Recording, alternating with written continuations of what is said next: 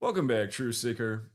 In light of a lot of people being very frustrated right now with the way the world is, how expensive things are, etc., people are looking for some serious changes. And a lot of people are starting to wake up to the fact that we live in a system that is oppressive to the common person, where more and more people are getting squeezed out of the middle class, and a lot more people are finding themselves in poverty and even homeless. And the signs were there that the system was always oppressive, and it was only becoming more oppressive with time. A lot of people didn't see it though until it was too late. And I'm sure there's some people who are still existing who still don't realize it. But yeah, I think a lot of people right now are realizing that maybe their only hope is to find a collective group of people and work together to create different circumstances for the sake of survival. And I want to go back and play this video from 2015. This video is 11 years old almost. It'll be 11 years old in July. And it was inspired by a phone call I got from somebody who was feeling super depressed at the time. And I'll tell you more about this person because as time went on, it became quite interesting. But I'm going to play this at 1.25 speed to get through it a little bit faster. It's a 15-minute video. And then we'll talk more about it and hopefully take some calls on the question, do you think humanity is capable of coming together? Because I want you to hear what I was saying 11 years ago. And, well, here we are now 11 years later. Here it is. Hey, True Seekers, welcome back. Zach here.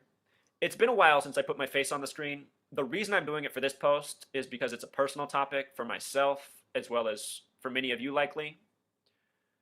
What brought on this video was a conversation I had with a fellow truth seeker just 2 days ago. He found this video channel and reached out to me and said he would really like to talk by phone because there's something very important in his life and it's important that he talks to me. And hearing that, I said, absolutely, let's have a conversation. And what he shared with me isn't what I was expecting, but I'm so grateful he did because his message was very important, and I know it connects to so many of us, including myself. And so my hope is that in doing this video, I help out anybody else who's feeling the way he is now feeling and the way I once now felt. What he shared with me is that he's a 24-year-old man living in Los Angeles, and he's been awake since he was 17. And the road of being awake has been really difficult for him. The reason it's been difficult is because he's felt lonely and isolated. He hasn't found acceptance from his family, from his peer group, or from really anyone else in the matters of seeking truth and being knowledgeable about what's really going on in this world. And I know so many of you can identify with that.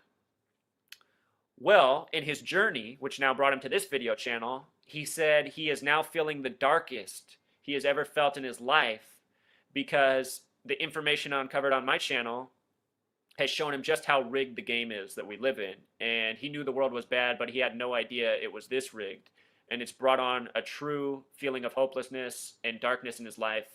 And what he honestly feels like doing right now is killing himself. He feels suicidal.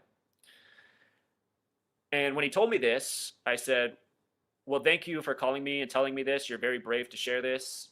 These are the two things I want to tell you based on what you just told me. I told him that, I'm almost 32. I'll be 32 a week from today, July 21st. I was 18 when 9/11 happened. I just turned 18, a little more than a month earlier. It was supposed to be like the greatest moment of my life. I just started college. I was down in Arizona in this beautiful environment, warm weather. It smells like oranges down there if you've never been it. I went from being very happy to suddenly very sad because when September 11th happened, I wanted to talk to other people about all the things that I saw that were curious about that day, and I was convinced we'd been lied to, and uncovering this lie was very important. And unfortunately, pretty much everybody I talked to put me down, insulted me, said I was a conspiracy wacko, a tinfoil hat, all the insults that you routinely get. And at the time, being a teenager, it really impacted my self-esteem, my confidence, my emotions, and before long, realizing just how lonely I was in this pursuit of truth, I started to think, man, is living in this world even worth it? Maybe it'd be easier if I was just dead. And I really started having thoughts like, maybe I should just kill myself, I'd be in the kitchen making dinner and I think, what if I just took that knife and I just stabbed myself in the heart right now?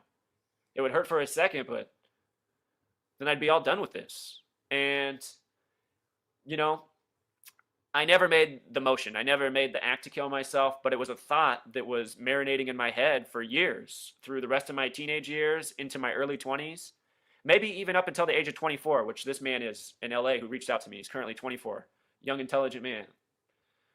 And so I said to him, I said, I've been there. I thought about killing myself. I thought about it for many years at a time. And,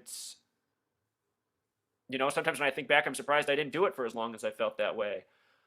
But I'm grateful I didn't, because I persevered and I built back up my confidence and my self-esteem. And, these days I feel good about myself as a person, what I'm doing, even though I still get lots of ridicule and lots of people still insult me, because I know this world so desperately needs truth. And all of us who are working at finding truth in this world, uncovering truth, we are the most valuable people living. This was the second thing I told him. I told him, think about it, man. You are young, you're intelligent, you're awake. The world needs you. The world needs you more than it needs anybody else. All of us who are committed to truth and making this world a better place, we are the future of this world. What is the world without us? So I was explaining this to him, and as I was saying this to him, he goes, man, I'm glad you're saying this. I already feel better. And then he started telling me the cool things about it. He let me know that he was in a band and can sing very well, let me know that he had artistic skills. That's what it's going to take, Truth Seeker. The masses, the asleep masses, are attracted to the arts. They're attracted to beautiful voices and singing. And I was saying to him, what it's going to take is for people like you and I to form real community and start working together side by side, validating each other, reminding us that we're not alone in this world, and going out and doing projects that inspire other people to wake up and join the truth movement. I know this can be done because in the time I've been speaking out, I've woken up a lot of people. In the time I've done this video channel, there's people who've come to this channel and called me a conspiracy retard, a fucking moron, everything else. And you know what? Some of them have stuck around and are now routine contributors to the channel and believe in the message. They came here with the ridicule and the insults, but they were big enough to back up and say, okay, maybe I'm wrong. Maybe there is something here. And Truth Seeker, the next step is to start forming the real community. That was my real goal when I started this video channel, was to find the right eyes, the right minds, the people who can help build the real community. It's going to take some resources, and it's going to start by creating one physical spot that enough of us can first come to. As I was saying to the man on the phone who lives in LA, I said, as isolated and as lonely as you feel, if you could draw a 10-mile radius circle around you in LA, I guarantee you there's hundreds of other people within that radius who have all the same feelings as you right now and just don't have a place to go to find the other like-minded people in their community. So this really is the next step of the project. I can't just sit on here on YouTube and keep decoding the hoaxes day after day. That's just, it's important. It wakes people up. But ultimately, that's not what's going to solve the problem. What's going to solve the problem is us truly coming together, showing our faces, and working together on projects within the community. That could even be things such as setting up, an artistic display, a concert on the street, and, singing songs about justice and truth, There really are a lot of us out here that are in the truth movement. We are a small minority, but we are a group that will definitely grow if we let our presence be known and we show ourselves in numbers. So when I was talking to him, he was getting real excited. By the end of our conversation, him and I talked on the phone for like an hour and a half. It started with this suicidal talk, but by the end, we were talking about how we could come together and work on projects, and we were brainstorming all sorts of things. And I can only imagine a room full of, a group of people and all of us sharing our talents, abilities, what we can contribute. What could come of that? And that's really what I want to see. It's not just him that I talk to. There's other people I talk to. There's a woman who's texting me right now in Connecticut on the other part of the country. I just dropped my phone. I was going to show you the text message, but whatever, that doesn't matter. She's just talking about how lonely and isolated she feels right now. We have to do something. The time is now, Truth Seeker. If you're out there, if you're watching this video, if you have the ability to break away from whatever routine is in your life and contribute to something like this, please get in touch with me. Please comment. Please let your voice be heard. Unfortunately, 6 months ago, I had a lot more resources to contribute to a project such as this, but I was robbed, and I should have had better security. I lost a lot. I've been trying to save back up, put money together to work back at this project, because this is what my motivation in life is. But we really have to come together now and not later and take this movement to the next level. It's going to be people like us. The world depends on we truth seekers. So, all of you out there who are feeling lonely and isolated, please remember your true value, your true worth. There's a lot. And don't lose sight of that. In the meantime, I'm going to keep doing this research. I'm going to keep saving. I'm going to keep looking for the avenue to build this community. I have lots of ideas brainstorming in my head, ranging from doing things such as pooling resources and going to an area. This is just an example, Truth Seeker. There's other places like this, but if you've ever been to Detroit, there's blocks of homes that are abandoned for sale, for literally homes for sale between $2,000 and $5,000. Really. I mean, these homes need a ton of work, all sorts of work. But just imagine if enough of us came together, put $1 million together or so. Right now I could contribute, honestly, Truth Seeker, I've had to save back up from broke. Right now I could put in about $20,000. If I could find 50 more people like me who are willing to contribute $20,000, we would have $1 million. We could buy a whole neighborhood in Detroit. We could renovate it. We could provide places for people to come move to. I honestly would be willing to do this kind of stuff at this point, and I hope there's other people out there who would too. Renovate one of these homes. A home has enough place for a number of people to stay. If we could find other truth seekers to come out, participate in the community, from there, we would have a group of people that we could do real action with. We could go out and let our faces be shown and do the type of work that needs to be done in this world. For example, the next major shooting hoax that happens, such as like the South Carolina church shooting, we could go there as a group. Who knows? Maybe we get a bus, we all drive there, and we go there and we spread truth and we create media awareness and we do whatever has to do to get the word out. There's power in numbers. So these are the kind of visions I have. We have to figure out a way to do it. Maybe it's not buying up a neighborhood in Detroit. Maybe it's buying a warehouse and just having a place for lots of people to come and have, daily seminars, weekly seminars, a place to meet people like us and just communicate with. But it has to start somewhere, because right now it doesn't exist. That's the problem. So those are the two things I really want to talk about, Truth Seeker. For all of you who are feeling lonely, depressed, isolated, hopeless, recognize your worth, recognize your importance, know the world needs you. And the other thing is I'm really looking for the people who want to help me build this community, because it so desperately needs to be done. Also in the conversation, he made the point that he's really starting to get afraid of what's going to happen in, September, all this stuff that's being foreshadowed. I'd like to think that nothing's going to happen, and they're just giving us breadcrumbs and leading us on as they've done in the past. That said, there's never been so many clues lining up for these dates, and it does seem that we live in a nation that is agenda-based by hoaxing the hell out of us and then leading us down an even worse path. And I wonder as a person, how long can they do this for before they take us off the cliff? So with those thoughts in mind, that's why I say the time is now, and each day that we wait, it's just one more day we're set back. And also, Truth Seeker, if anything does happen this fall, what that's going to be for us is some very serious evidence to open up the eyes of those who are still asleep. Because of all this research we've done, because of how we've shown what's being foreshadowed, if they do something, we're going to be able to take all that and show exactly how they work, who they are, and expose the truth that much more. So don't be fearful of what's coming, because if they do something, that's also going to become a weapon for us to use against them. That's the beauty of this knowledge, this research that I'm putting out on this channel. I'm trying to give people real tools to expose the madness. And I know if we come together and all work on this, we're going to do something amazing, something very necessary for this world. So that's the message, Truth Seeker. Keep your head up, be strong, persevere. I know we can make this world better. All right, Truth Seeker, until next time. All right.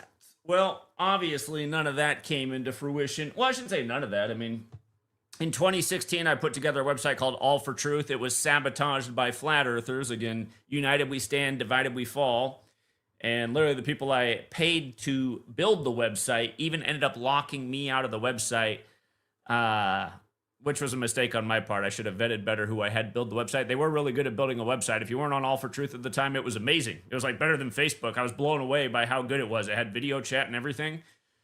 But yeah, it was too good to be true. I think it was meant to be sabotaged all along by these people. And again, a lot of the people who helped sabotage that project, they now float around with all these other people in the Gematria community. They're in their channels shouting them out and just always hating on us. It's a controlled opposition thing, no doubt. But yeah, I mean, I've learned over the last decade that even though it's difficult to come together and work on things, I mean, we have gotten out to major places and brought people together and spoken out, not in the numbers we needed to make real change, but despite all the difficulties, there is the ability for people to come together and work together. I mean, if you saw us out in front of the Bill and Melinda Gates Foundation as the pandemic was being declared, a lot of people came out there. Granted, I had to give away a lot of merchandise.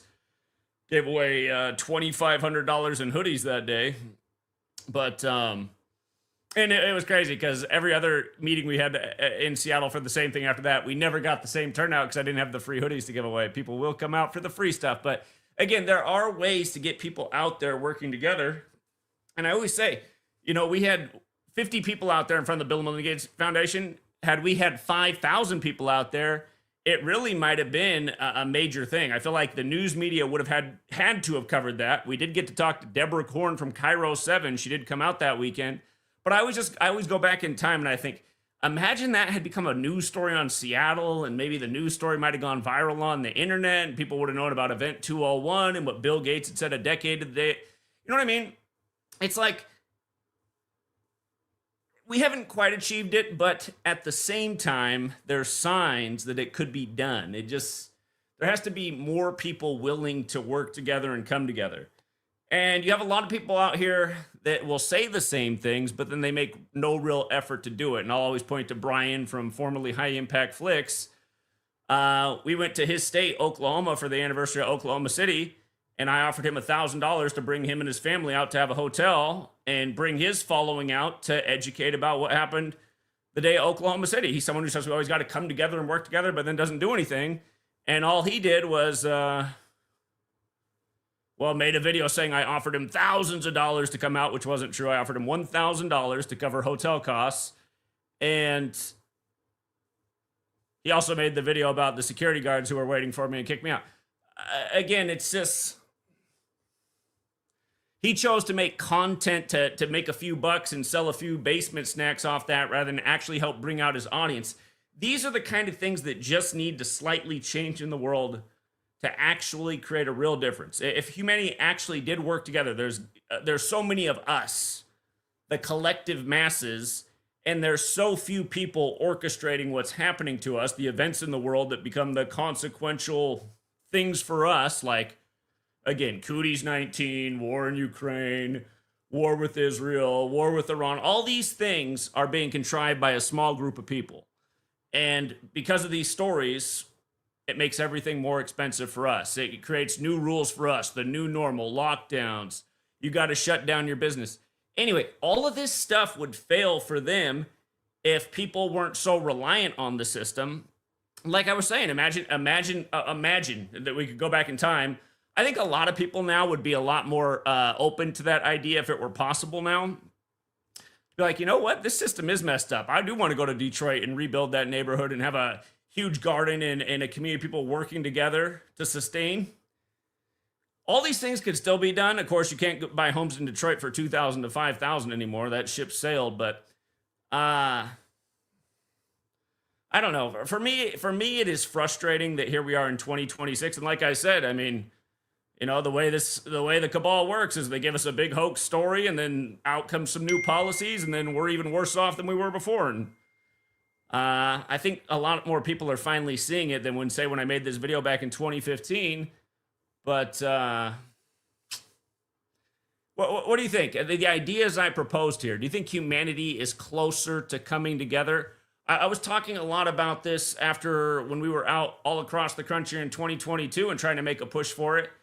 And we just had more and more, you know, wolves appear in the community, just creating more and more division. I mean, there are obstacles, but are these obstacles going to continually keep humanity divided over all the nonsensical things we divide over? Or do you think because of how oppressive the system's getting, do you think it's going to be the driving force that is needed to bring people together, to work together, to fight against the system? I see we got 0 people in the back to talk about it, so that's not a good sign. And granted, the channel does worse now than it did back in 2015. But yeah, I just and again for years I've been hosting these websites too. I mean, All for Truth got sabotaged, but it wasn't much longer that I got Free to Find Truth launched. And again, I mean, if I could go back in time, I probably just would have never done it because it's been a big bill and there's been very little people on there trying to network and cooperate. And one of the only cities in all of America that had any kind of use of the website and came together and made a group and went out and spoke out in their community, it happened in Chicago. And I was hoping things like that would happen all over the place. We got Gematria32 in the back. Let's see what he's got to say. What's up, Gematria32? Zach. Oh, hold on. I got to change the audio settings. My bad.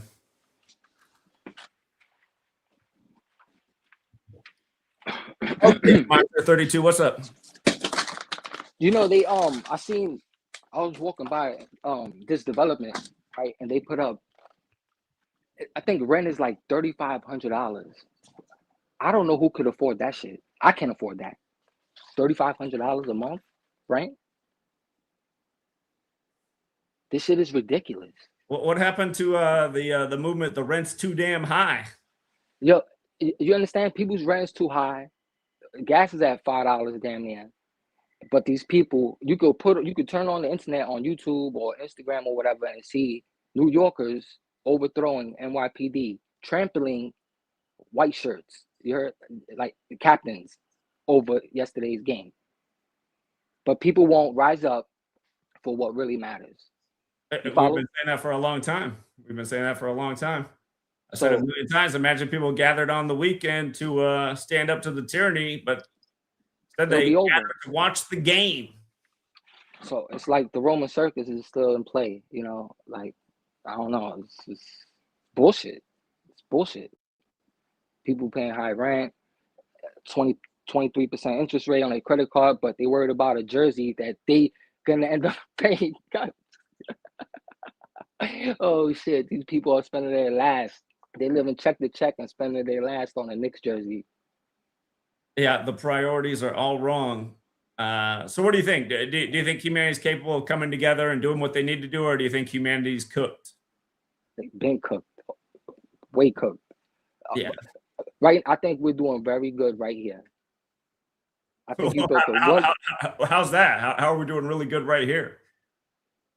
I built a nice little nest egg, and you showed me how. Listen, you showed me how to fish. If you're smart enough and you're in this community, man, I don't even gotta say no more, Zach. You understand what I'm talking about?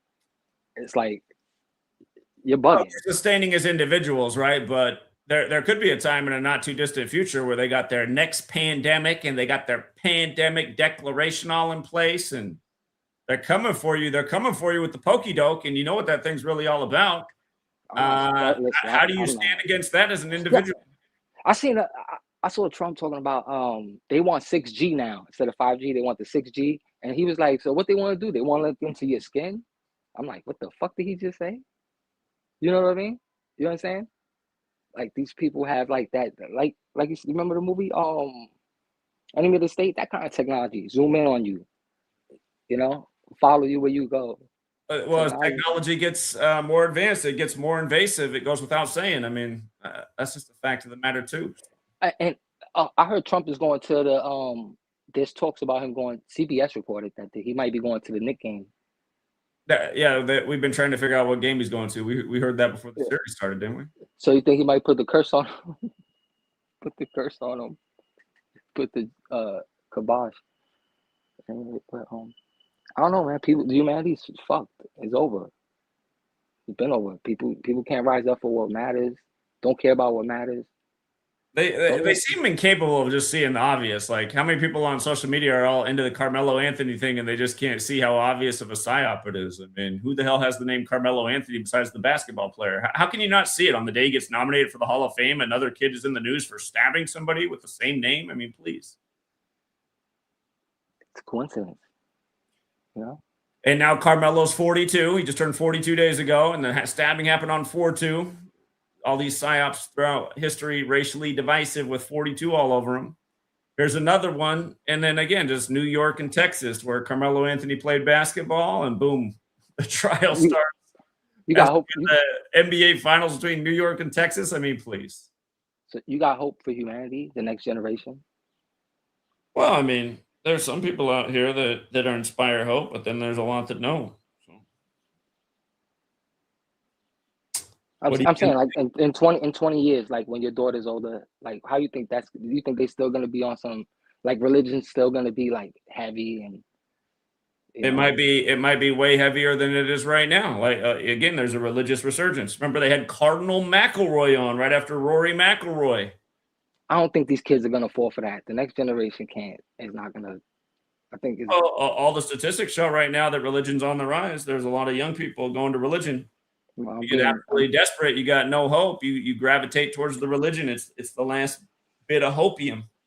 I'm being idealistic, you know, like, but Hold on real quick.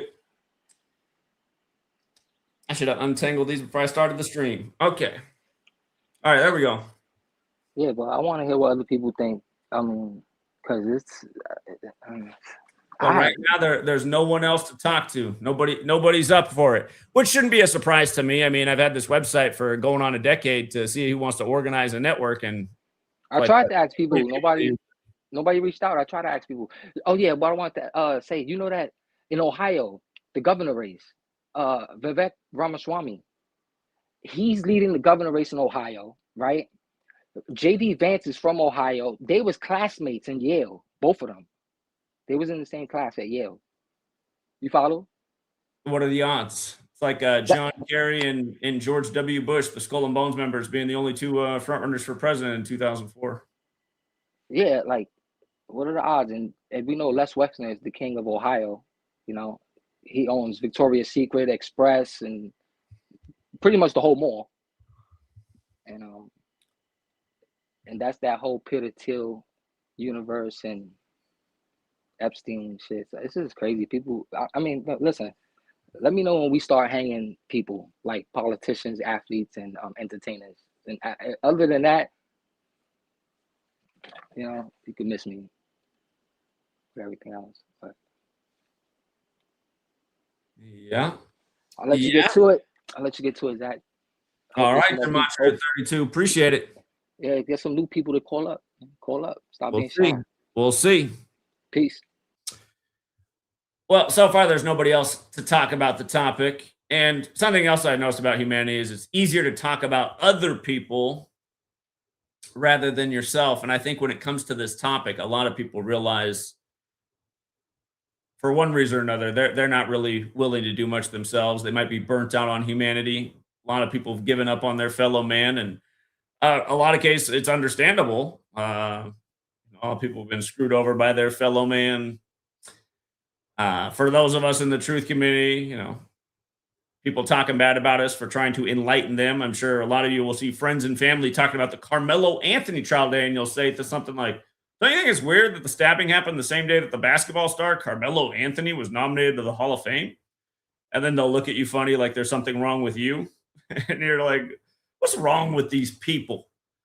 What's wrong with these people? Just like when I was 18 and 9/11 happened, I thought, how can anyone believe these stories? They couldn't find anything but paper passports. They couldn't find the planes, bodies, luggage, but they found the paper passports. I'm supposed to believe this? Who does believe this? And then you find out, well, seemingly everybody does, because if I bring it up, then I'm the bad guy. Okay, I guess the story. The thing that bothers me, though, is again, if I was, it's just authority. When authority tells the masses something, they believe it. Even like if I was telling that story, people would be looking at it like, Zach, that story doesn't make any sense. You mean to tell me planes crashed into a building? They'd probably be looking up things. They'd be like, Zach, I just looked it up. When they were released, they even did a public service announcement about how the buildings are made to withstand commercial aircraft because they're that tall, just in case it happened. So what do you mean? They came down and they didn't find any planes or bodies or luggage, but they found paper passports. Zach, this doesn't even make any sense. You're making this up. I feel like that's how it would be if I told the story rather than the nightly news. People question everything if it comes from their family members, their friends, their neighbors. Then they question everything. But if it comes from the authorities, well, it must be true. And maybe by no one wanting to call in, maybe that's also the answer. Maybe everyone feels that the answer is no.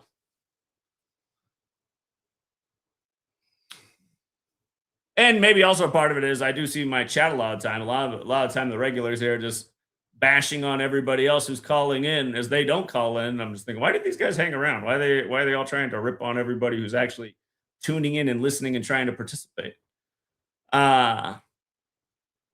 We got Open Up. What's up, Open Up? What up, Zach? How you doing, man? This is usually not a good time for me. As you can see, I'm at the gym.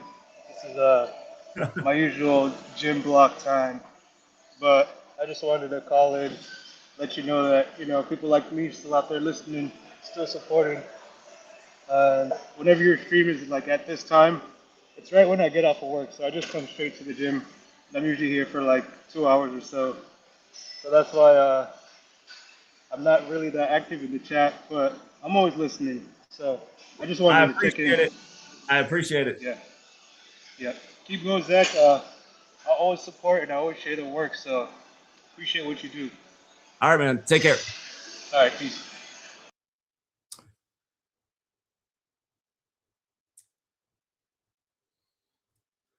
I guess the other thing I feel at this point in the game is maybe one of the only ways to really create community, because everyone's so money oriented, is to do it through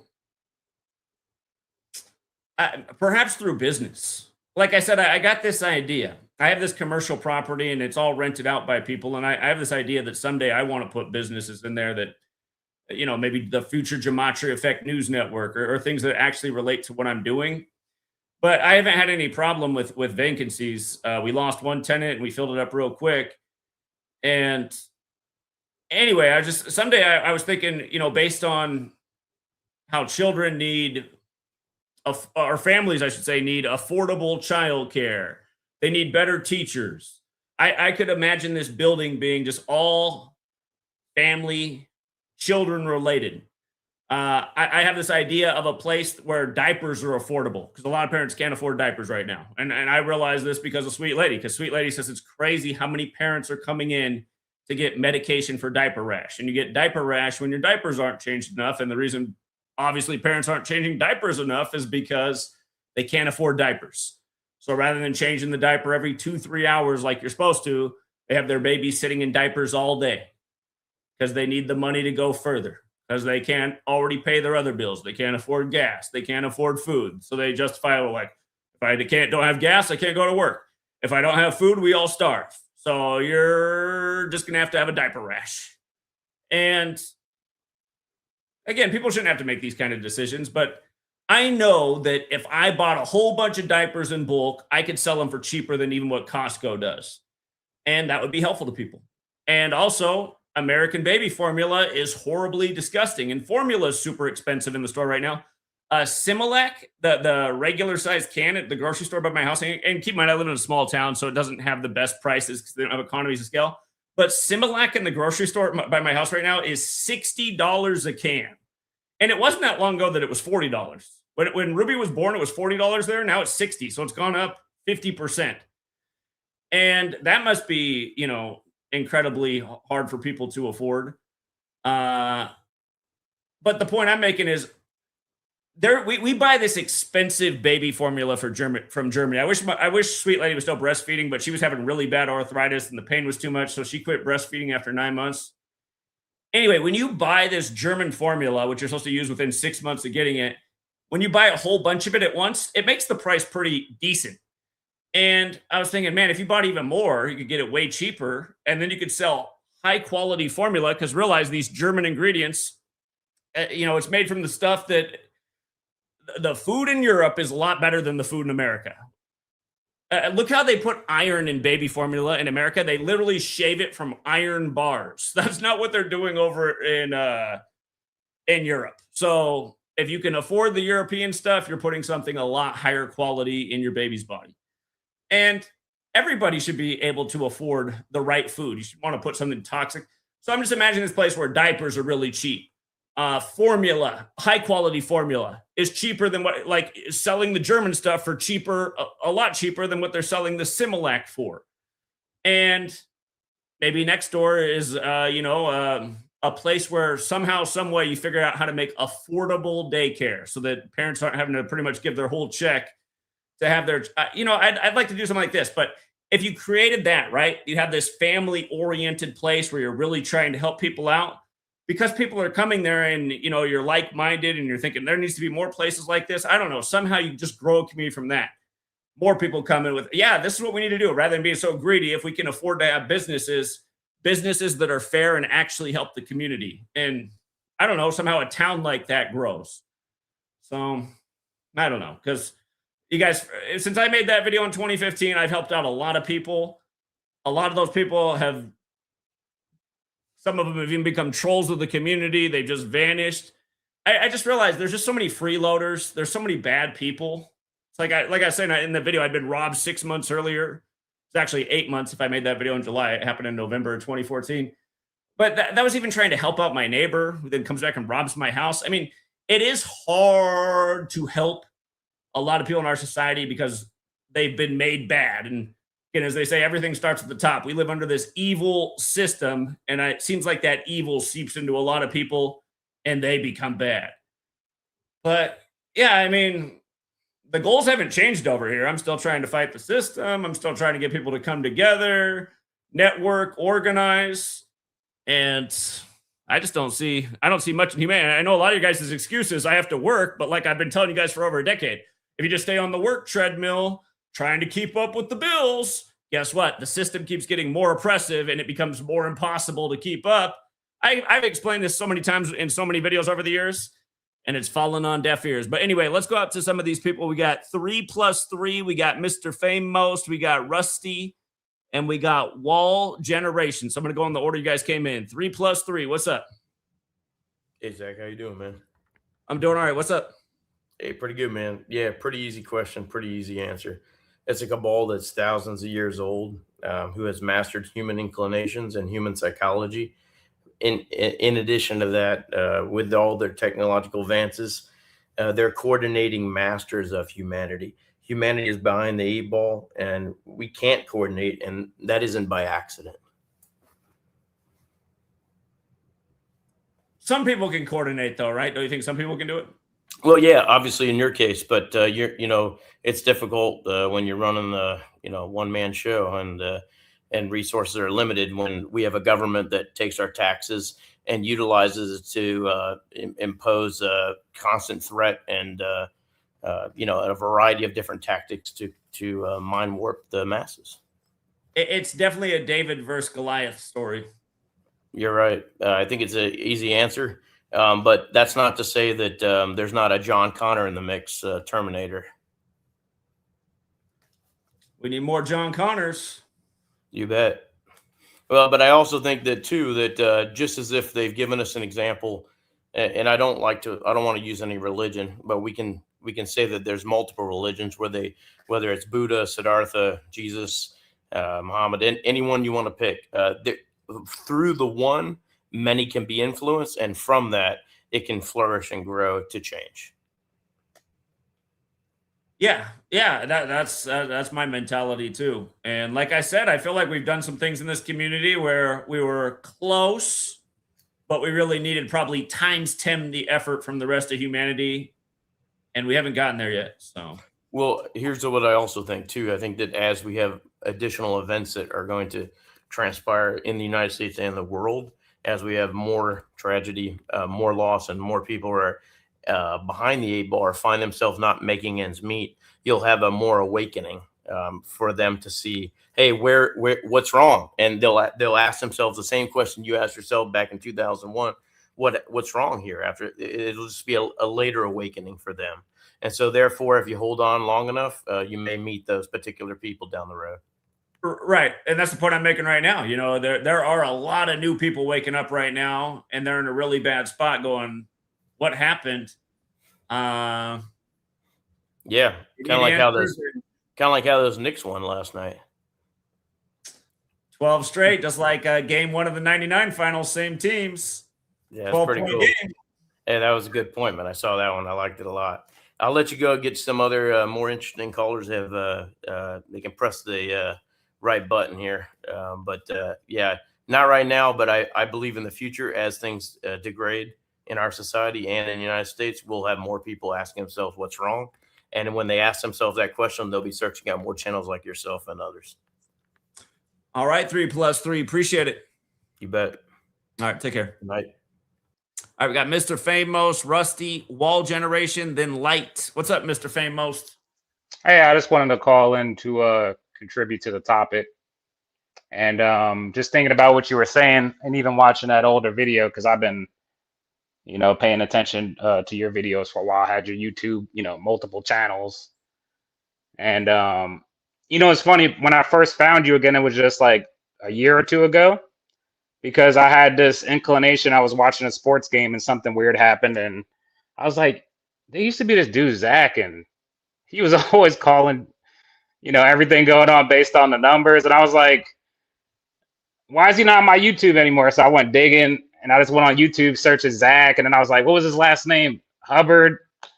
And then I ended up finding your channel again that way. So, it does take, for most people, I think, to see something that kind of shocks their view of or perception of reality for them to question it. Yeah. Yeah, absolutely. Absolutely. Seemingly a lot to shock their view. It's just, yeah. But it does make sense, because if your brain is trained on, seeing certain patterns and recognizing certain patterns and then mirroring, certain behavior, you're brought up in a system where it's basically taught you to be a robot. It's hard for a lot of people to break out of that and stand out as leaders. There's not many leaders anyway in the world. I mean, everybody can't be a leader as well, but you do need enough, capable people to at least have the conversation. You need the right leaders that can articulate the conversation correctly for people to comprehend it, so that way they can digest it. Because it is a lot to digest for most people, just because you're so caught up in, what we think reality is, that you don't, always have the correct concept of what reality actually is and what really is going on, what's behind the veil, so to speak. So I feel like what you do every day, as far as, let's say, creating that community where people can come and learn and then digest.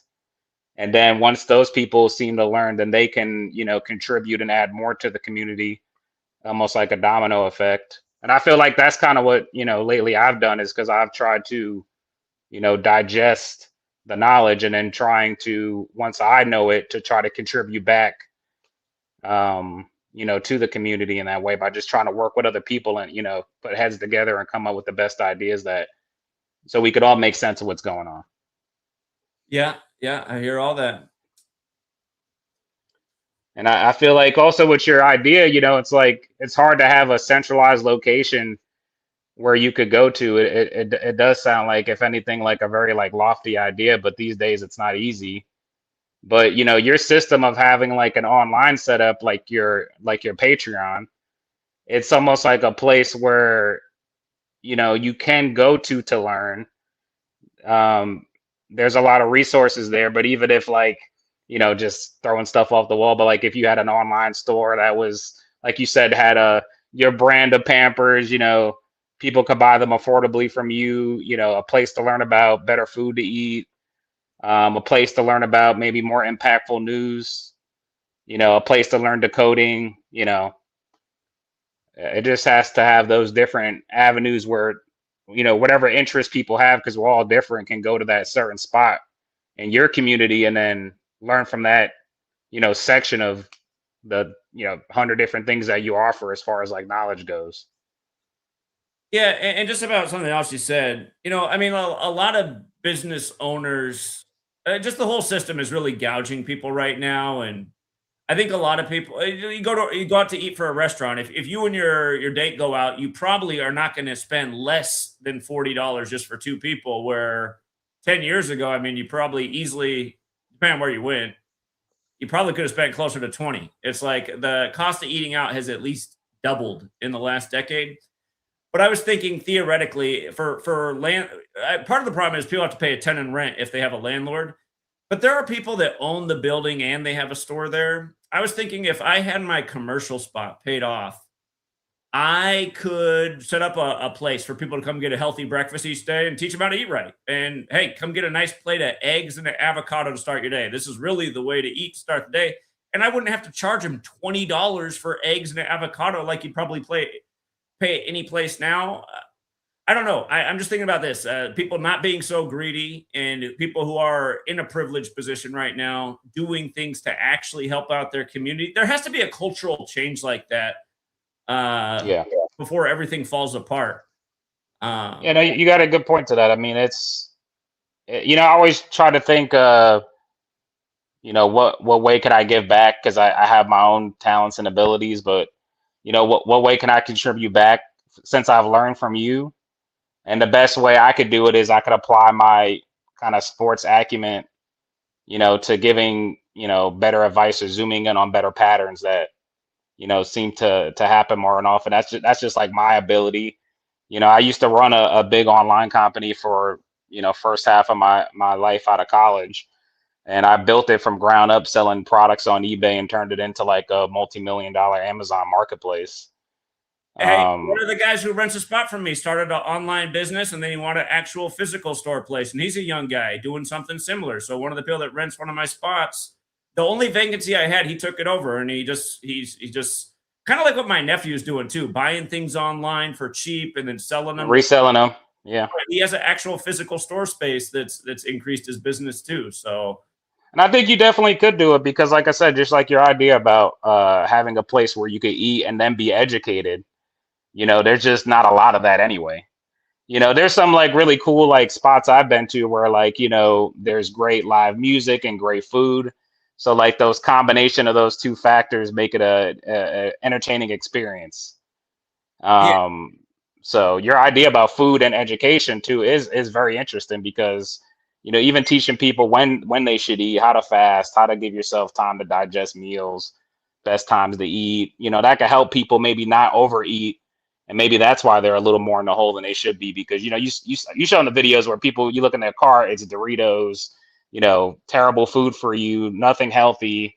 And then they're like, this costs so much where you're continuing to buy it. So you're feeding the system. Right. So they don't realize that things are so bad, but they're also contributing to them becoming that way. They're supporting it.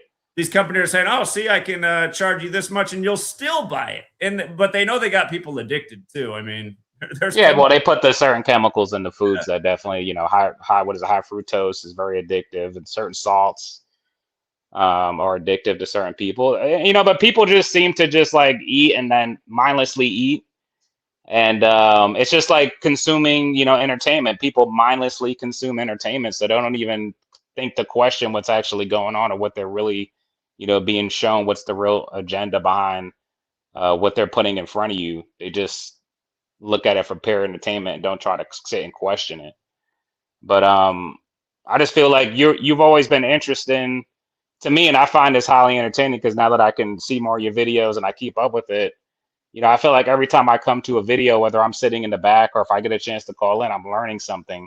I'm hearing better ideas from other people. It's opening my mind up to maybe something I haven't thought about. And that's probably the best part about what you do is you allow people to call in and then let them say something. And then you can kind of work off of that. It's like almost freestyling. And then it just allows for a very unique, diverse conversation. That's what we're trying to do over here. I'm glad you're a part of it. Yeah. And I happily support it. And like I said, I've been trying to, do what I can to help and learning and just getting better myself. So I feel like, it's not that crazy to have a spot, it's not that crazy to have your own products one day. It's who thought people would be interested in probably doing Patreon and, just to read your newsletters every day and stuff like that. So I think if you continue to grow it and then there's people out there like us who continue to support you, like your video, hype it, share it, just so people can understand there's alternate entertainment out there that's not just the same basic thing you're being spoon-fed. Dig a little bit deeper and you'll find something maybe even more interesting than you thought is out there. Indeed. So I appreciate you, bro. All right, thanks, Mr. Famos. Appreciate the call. Yes, sir. All right, take care. All right, we got Rusty, Wooly, Light, Green Kid, Pigo, Sirius. Whoops, wrong one. What's up, Rusty? All right, I'm on. Can you hear me? All right, last time I called in, you couldn't hear me.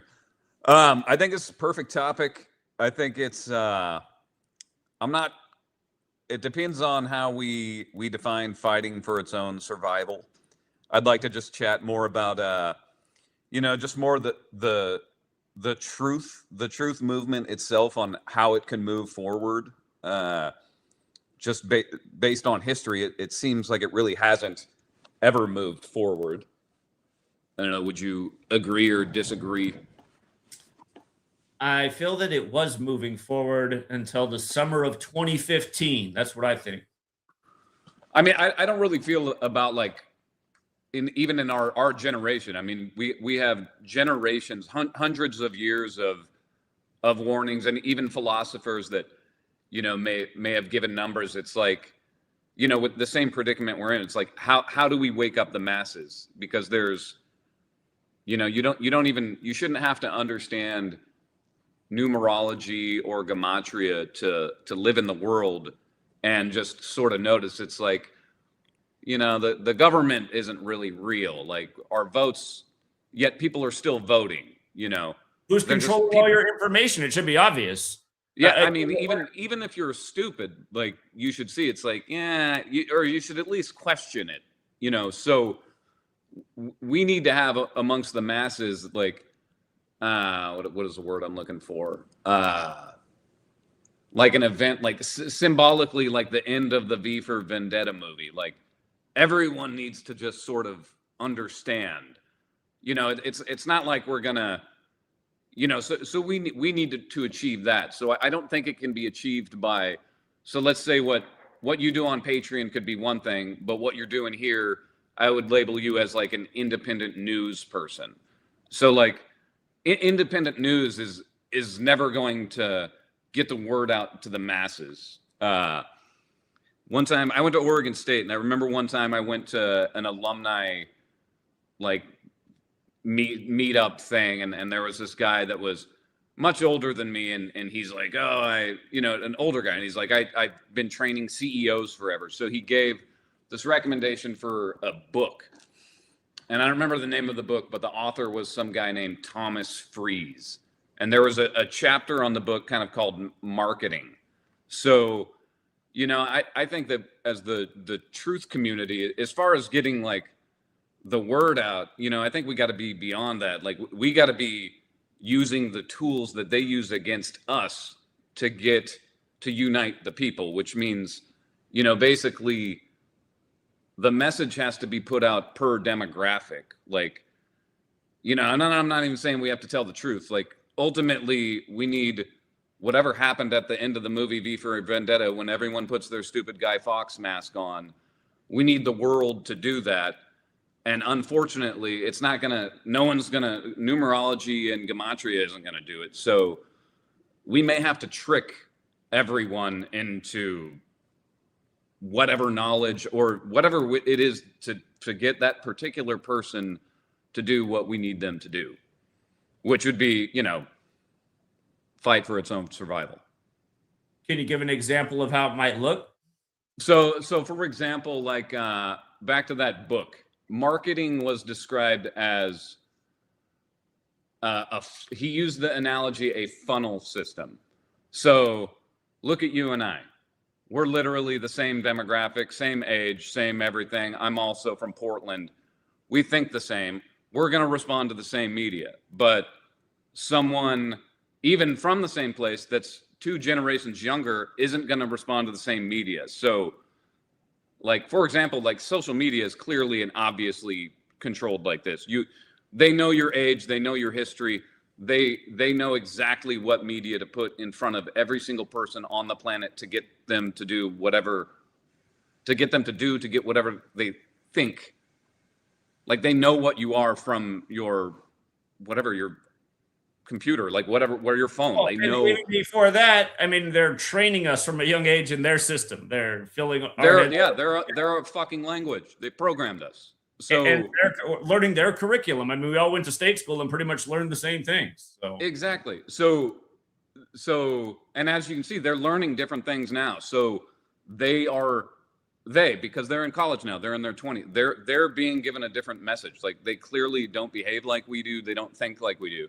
So basically the funnel system of how it was described in that book was like, you could take McDonald's as a brand, like they're reaching, that's fast food. It's not the greatest, but like Nike will reach every demographic with a different marketing campaign. That's the whole point. So we're not going to get through to the masses by telling them the truth. Not going to happen. So another way is, I don't think you can do anything like, or one way by like independent media. Like, I think that there are people that are not necessarily, let's say there's people that have a YouTube channel that are not talking about making a good change. Like, for example, there's people that just have like a conspiracy theory channel. I feel like a lot of those people tend to have an understanding of basically those could be like-minded people. So I don't know, maybe if there's an online, like, you've clearly put out a major effort for the past 15 years, whatever it's been. So, maybe there could be, like, when you're talking community, it's your community as someone who's a content creator. I mean, I don't create content. No one would listen to me, but like, let's say there's communication of, because basically, if we're talking politics, but basically all conspiracy theories end up going down a Masonic rabbit hole anyways.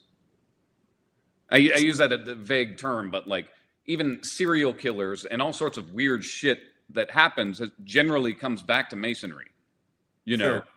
So it's like, you could have a bunch of people that have influence on as content creators, but they're not like talking about, they're not part of the truth community, but those people have influence. And some of them seem to kind of understand, what you understand what I mean? I do understand what you mean. Yeah, absolutely. But and if you go back to your work, it's like, I mean, I think you're fucking crazy for thinking that the masses are going to understand a decode, because the masses are looking at a 15-second impulsive reel online, and these fucking idiots can't calculate a date numerology. There's no way they're going to, and they don't have any understanding of the historical record. So there's no way they're going to understand any decode you ever do. Not a chance. Yeah, no, trust me, I get it. You often hear me talk about what I think of humanity. That's why some people get mad when I say maybe the Kabbalah is right to get rid of people. I mean, they've created a lot of essentially useless eaters.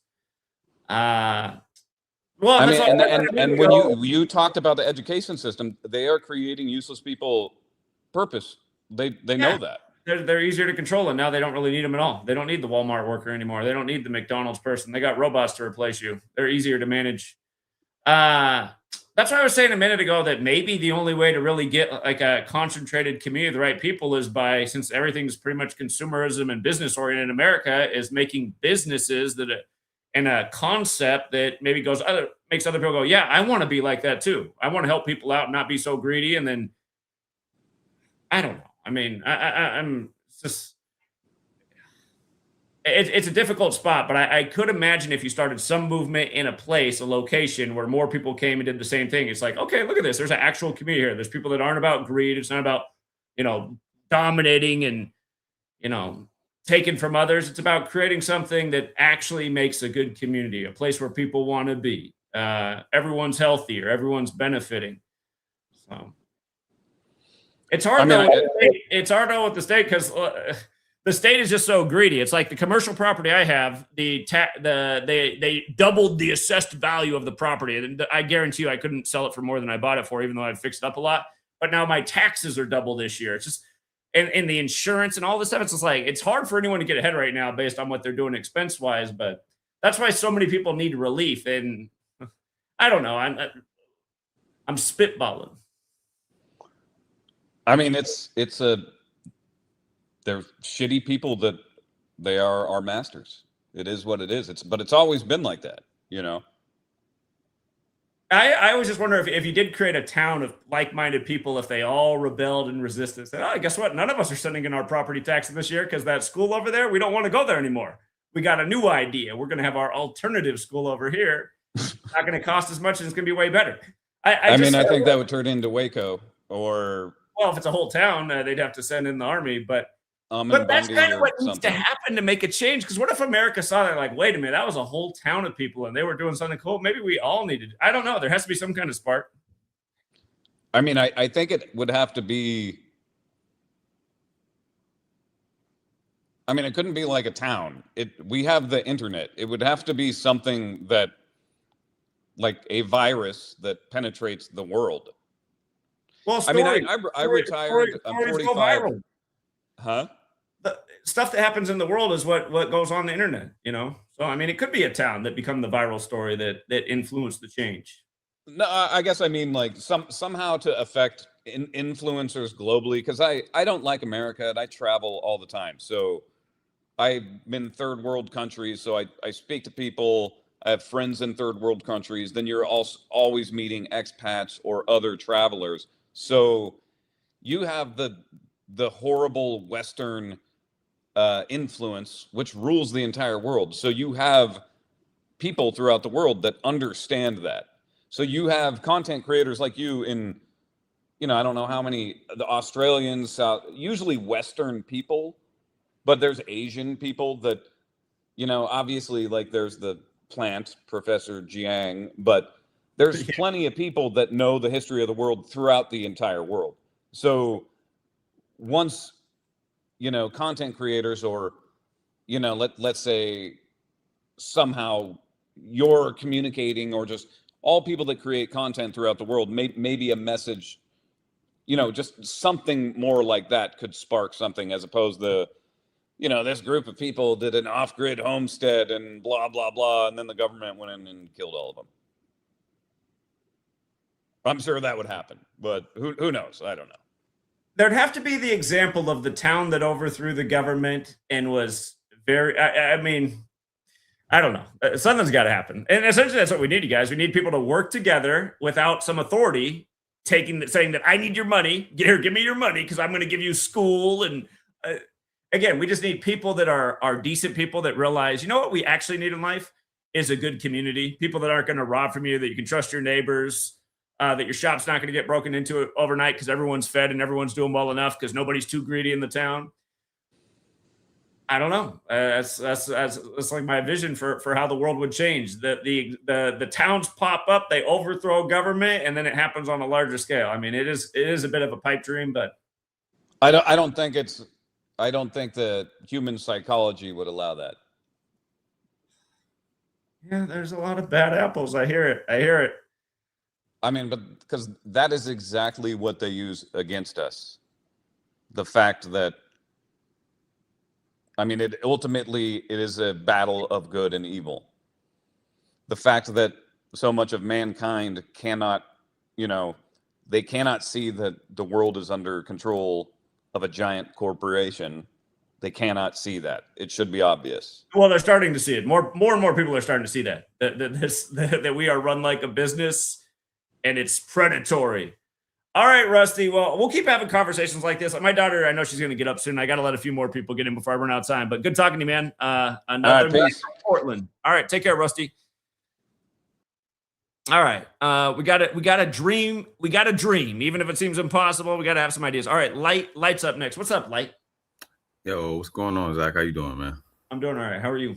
Hey, I'm doing all right. Salute to you for I guess you biking under the table. That's what it look like you doing. Somebody told me last week I should start doing this. So I said, you know what? I'm going to start doing it and see how it goes. It's not bad. He said we can burn 600 calories an hour. I'm an hour and 1 minute in, and I've burned almost 300 calories. I don't know if this thing is accurate, but 600 seems a bit steep. But hey, 300 an hour is not bad. Hey, no, that's fire, man. At first, I thought you was getting like some early onset of Parkinson's. I was like, damn, he over here shaking. I was like, what happened? I thought the numbers was turning you into Muhammad Ali over there for a second. Yeah, hopefully not. But no, I'm on. Yeah, no, that's good, man. I appreciate that. That's dope that you're doing that for real, man. But on the topic, as far as you saying like what you think like should happen as far as people coming together,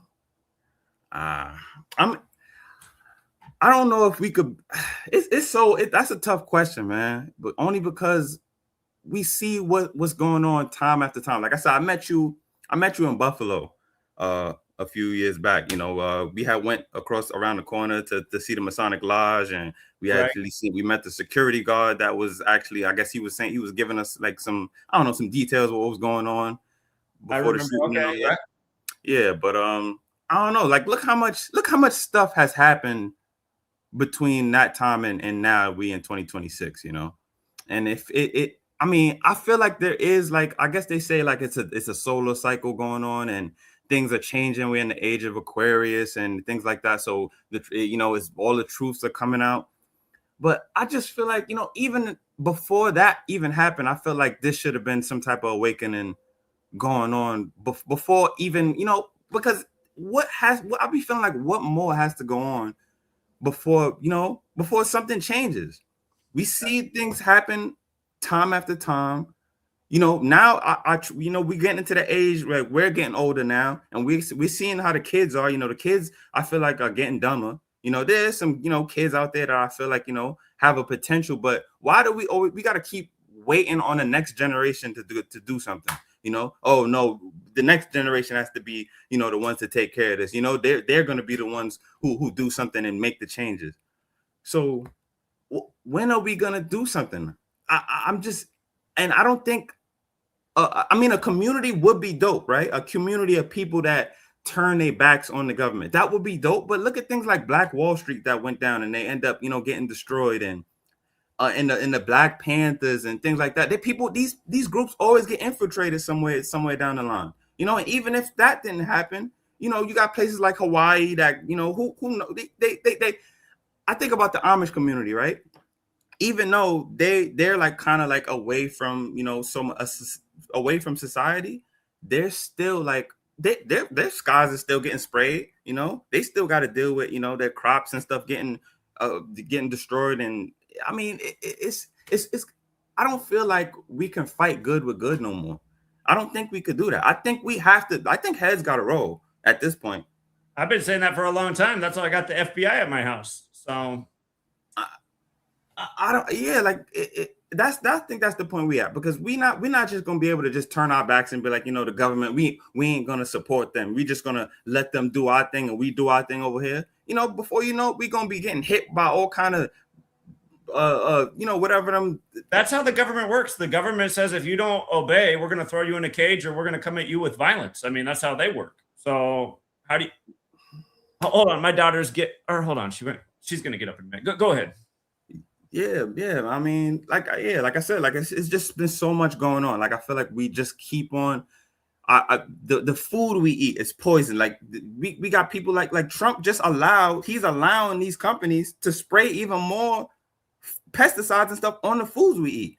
There's literally you guys, they didn't even tell you there's literally synthetic meat that you're buying in the store. The one that's way cheaper. Look at it. A lot of this it didn't even come from an animal. And they quietly did this on us, you guys. Facts. Like they do, like the food we eat, we can't even eat, like even the organic food. I was just looking at the strawberries, that there was a thing with the strawberries now where they're saying there's causing cancer, and they've been spraying all these crazy pesticides and stuff on the organic strawberries from certain brands. Like we can't even eat organically. So like when are we gonna see, like, all right, there's no secondary option anymore. They're like attacking, like you can even say like, all right, I'm gonna go for organic. You can't even do that no more. They're attacking everything. And before you know it, like there's a lot of companies that I used to support.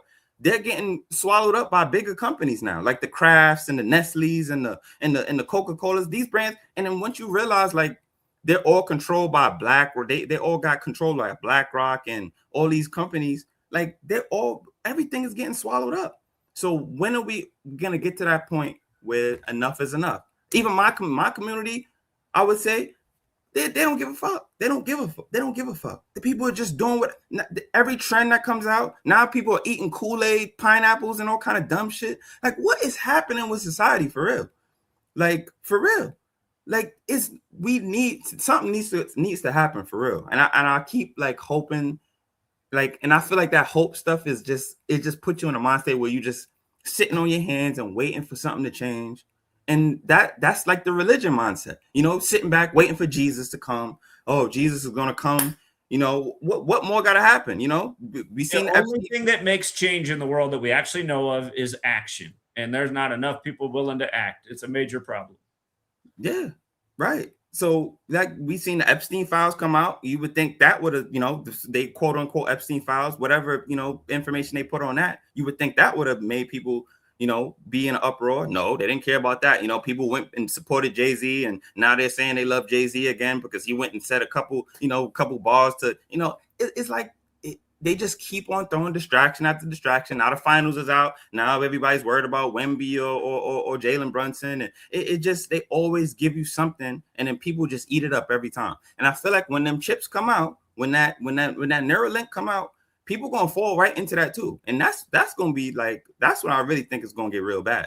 Once that Neuralink really get put into the market, people gonna get tricked into that, or they're gonna put some government checks or some kind of, they're gonna subsidize it or do something for people to fall in line, and then people gonna fall into it. I remember it was 20 years ago. It was a college class. They were talking about the future of brain chips and how you'll be able to learn things like languages instantly. And I actually thought that sounded really cool at the time. I was like, wow, that would be amazing. So yeah, there'll be all kinds of ways to get people to want to do it. And sure, like all things good and bad, but once they got chips in your mind, I didn't want to think about it. Yeah, like, yeah, it's tough. I mean, yeah, it's tough being a, like I said, like I do support, I salute you, because I've been, like I said, I've been around for a while, and I see the dedication you put into getting people to wake up, and how, like I said, you have a kid now, and now you seeing the world that they're gonna have to live in, and that's what that. That's why if you were watching me in 2013, I was saying I wasn't going to have children because I didn't want them to have to live in this world. But then I realized that, you know, if you're doing that, you're part of their depopulation agenda. And how's the world going to change if we don't raise better children? But yeah, I mean, I do think about that all the time. You know, sweet girl, she's super happy because right now she's in a nice, loving household where everything's great. But once she has to experience the world and she's a little bit older and cognitive to that, man, it's not going to be a pretty thing unless something drastically changes. And there's no sign that anything positive is about to drastically change unless humanity does something. So yeah, I do think about it more now, of course, because I have a little one, but I've been thinking about it the whole time too. Yeah, you and me both, man. Like, and like, what started me was I read the book, what was it? Fruits from a Poisonous Tree. I don't know if you read that book, but that's one of the books that kind of woke me up. And he was mentioning in the story, like, if even half of the conspiracy theorists or conspiracies are true, like our future generations, they're going to be looking at us like, what the hell was y'all doing? Y'all just was sitting back and just letting them just run rampant, and y'all just sat there and did nothing. I said these things a long time ago. That's what I said. I said, what are the kids going to look back and say? Just, exactly. And like I said, I got two little ones for myself, and that's what I think about all the time. And I mean, as much as you say, like, you're going to try and raise them the best you can and do as much as you can and save this and save that, like, you just don't know what the future is, and you don't know who's going to be around them and what, like, it's only but so much you could control. And I don't know. It is kind of doomed. I don't want to. Here's a realistic scenario. In the future, it gets more authoritarian than it's already been, and it's like, listen, we're coming into all your house and we're putting the chip in your brain, and if not, you know, the parents get taken out, and now you know who's getting little Ruby's. Little Ruby's got the state there because dad's been taken out, and she's getting the chip installed, and now she's part of it. I mean, that literally could be what the future is like at the rate things are going, and yeah, it's. Things get worse and worse and worse, and the signs get more and more clear. And I mean, you got Larry Ellison the other year telling how everybody's got to wear a camera in the future so that they can make sure everybody's on their best behavior. And it's just, yeah, they literally just threatening you. They literally, like, that. If it was a person on the street saying this stuff, like, you would go and just be like, yo, what you said? Like, you feel me? Like, these people are literally threatening us constantly, every day. They're threatening us, and not only threatening us, but they're putting it into action. Burn, like, they're literally poisoning us every single day of our life. Every single day, every day, everything that you do, you're being poisoned. That, if that don't hurt, like, if that don't, like, that literally hurts my soul. Like, it's to the point where it's like it burns inside, where it's like, what the hell is going on? I see people in their cars with AirPods in their ears and stuff like that. Like, they literally, like, what are you doing? What are you doing, man? Like, they It's sickening, man. But I'm gonna let some other people get in here. But I do feel like, you know, we at that point.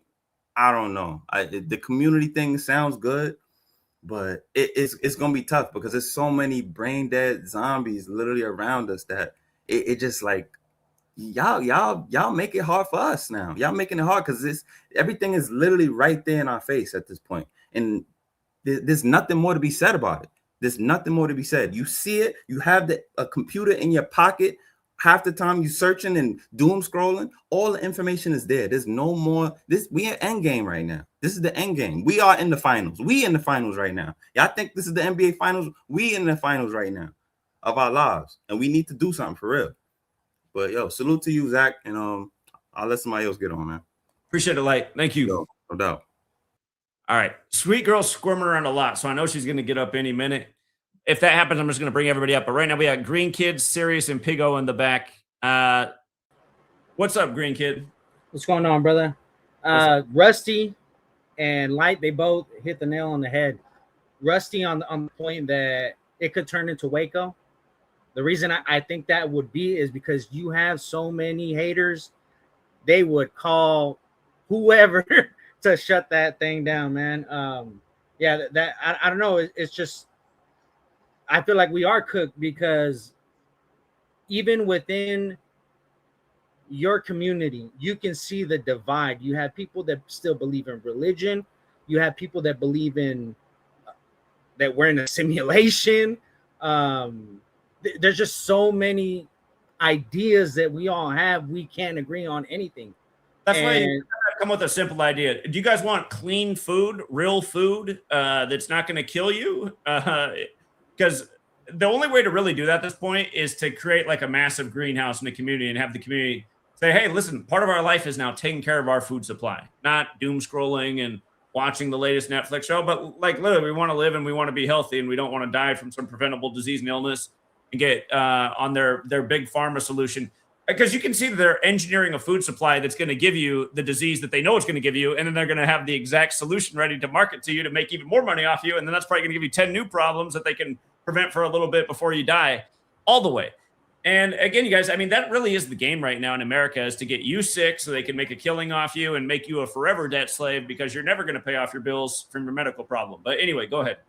Yeah, that what you touched on right there, that's Codex with that Congress a while back. I don't know, like maybe 20 years ago, Codex Alimentarius, where essentially our food would have like no nutritional value whatsoever.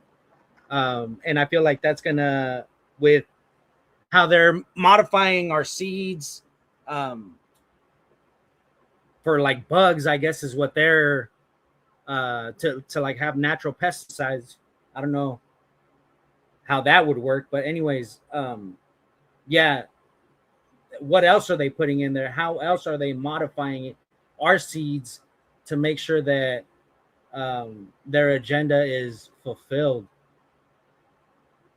Yeah, I feel like that's it, man. No matter what we do now, it is what it is, bro.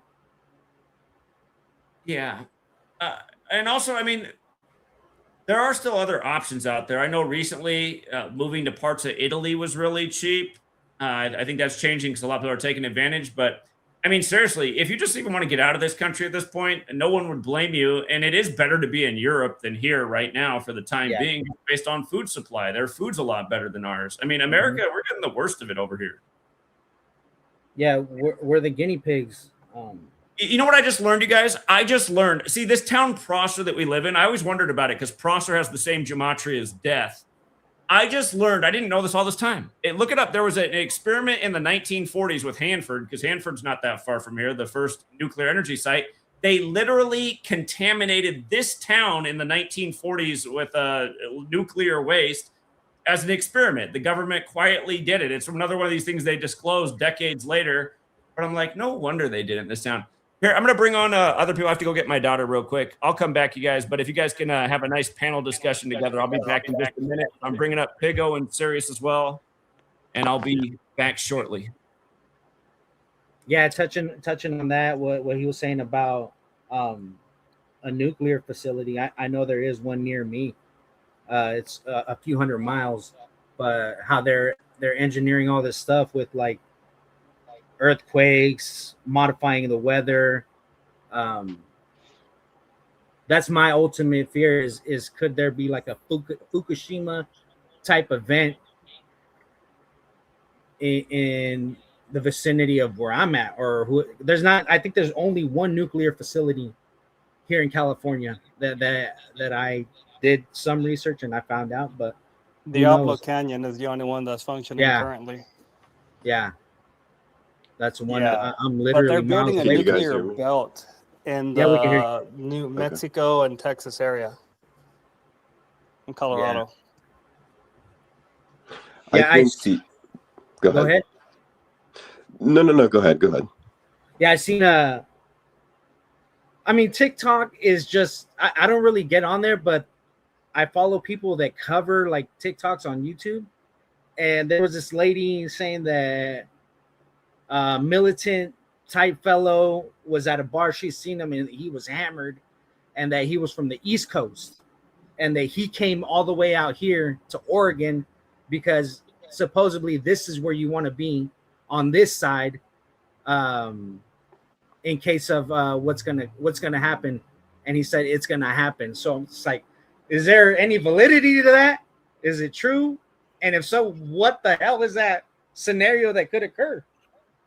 Well, the problem you face in Oregon is the same problem we face in California, super El Nino, well, monster El Nino, really, which is going to create havoc and flooding and like mass chaos in terms of like our areas. For my the last thing that occurred was like in the 80s over here. Well, 1877 was the last time this type of El Nino occurred. Oh, the El Nino, yeah. This type of El Nino, it's called a monster El Nino. I just want to say, from my purview, like, I think we need to ask deeper questions about who we are, like from a philosophical standpoint, as well as where we're at. It just seems like we're in a captive environment, almost like a prison. I mean, we just eat what the establishment puts in front of us. If you think about it, we're the only animals or beings that cook our food. No other animal does that. I'm not here advocating like a raw vegan diet or anything like that, but the way we process our food is unnatural if you think about it. And maybe that's because we don't have what we're supposed to have, so to speak. So we're having to make do with what the system is providing for us to make us feel a certain way. And absolutely what you put into your body, it alters us, whether it's a vaccine, whether it's, some sort of chemical that they're spraying on things. I'm actually starting to think we're the pests, right? Because the mosquitoes. And we are, dude. Fly. We're a plague because all we do is consume. When you think about it, that's what a virus does. It just consumes until there's nothing left. Right, but what I'm saying is like the reason why I think we're the pests are starting to think that is because they say, oh, we're spraying these pesticides and herbicides on your food so that the pests don't eat Glyphosate. it. But it's like not the mosquitoes, but the insects, they're smart enough not to eat the food, and then we eat it. So all I'm saying is that we're altered. Like our brains are altered. We're altered as beings. And that's why I think there's kind of this degeneration of society. And with the vaccines, and I think it's been going on for a long time. I don't know if any one of you has read, I think it's called The Invisible Rainbow. It's a very interesting book talking about frequencies and electromagnetic radiation. One thing that the book didn't talk about was vaccines, right? And I thought that was kind of interesting because we all know what happens, for example, if you put aluminum foil or any sort of metal in a microwave, it starts to spark, right? So imagine if we have these different unnatural chemicals or metals in our body, and then they're having all this different sort of radiation going through us. Maybe it has some sort of effect on us. And just with the advent of the new magic potion, if you read up on what is possible in terms of being able to create circuits through injections, I think people have already been, chipped, so to speak, in a sense. Now, whether it's all turned on and activated, I don't know. But all I'm saying is that we're in an environment where we don't own anything. We don't know what to eat. I mean, there's so much controversy over what a human being should eat, you know. And once again, I'm not trying to police anyone and say you need to eat a certain way. But we don't know. We modify our food, we're spraying it, and then we just take it and run with it. Another thing, like, I know it sounds kind of stupid, but like, I mean, we're born without clothes, right? You know, clothes is essentially a technology, and yet, you know, how did the first humans even survive? How did the first babies even survive? Sounds kind of stupid, and I guess I'm maybe just begging a question, but how? We had to be in an environment that was conducive for our development. And then one last thing, like you also hear about, you know, the establishment saying like, hey, you know, humans, you know, we're encroaching on the environment, we're encroaching on nature. But where is our nature? Where do we belong? Is what I'm saying. You know, it's almost as if, you know, if we, you know, move someplace, we're the problem. And it's just like, I'm not saying that we don't do harm in this environment, whatever this environment is. I'm not saying that. Obviously, we have an impact, but I'm saying it's almost like we're spoken about like we're foreigners here, that sort of thing. So yeah, I'll just be quiet and see what you guys think. Well, I want to say, like, I grow my own food and stuff like that, but they're pushing glyphosate, and that's a cancerous chemical. Today, they're saying how we need to bring down food costs in terms of production. So glyphosate is a chemical they really want to push, and that is a cancer-causing thing. And then they also talked about producing fly factories in the United States. In Texas, they're building one. Mexico, they're building one. And then they want to open one in California where they produce 500 million flies to release to battle screwworms. Now, the last time they did this had massive impacts on living for people in these states like Louisiana and stuff, where we actually release these flies. So we're going back to that, like vector warfare.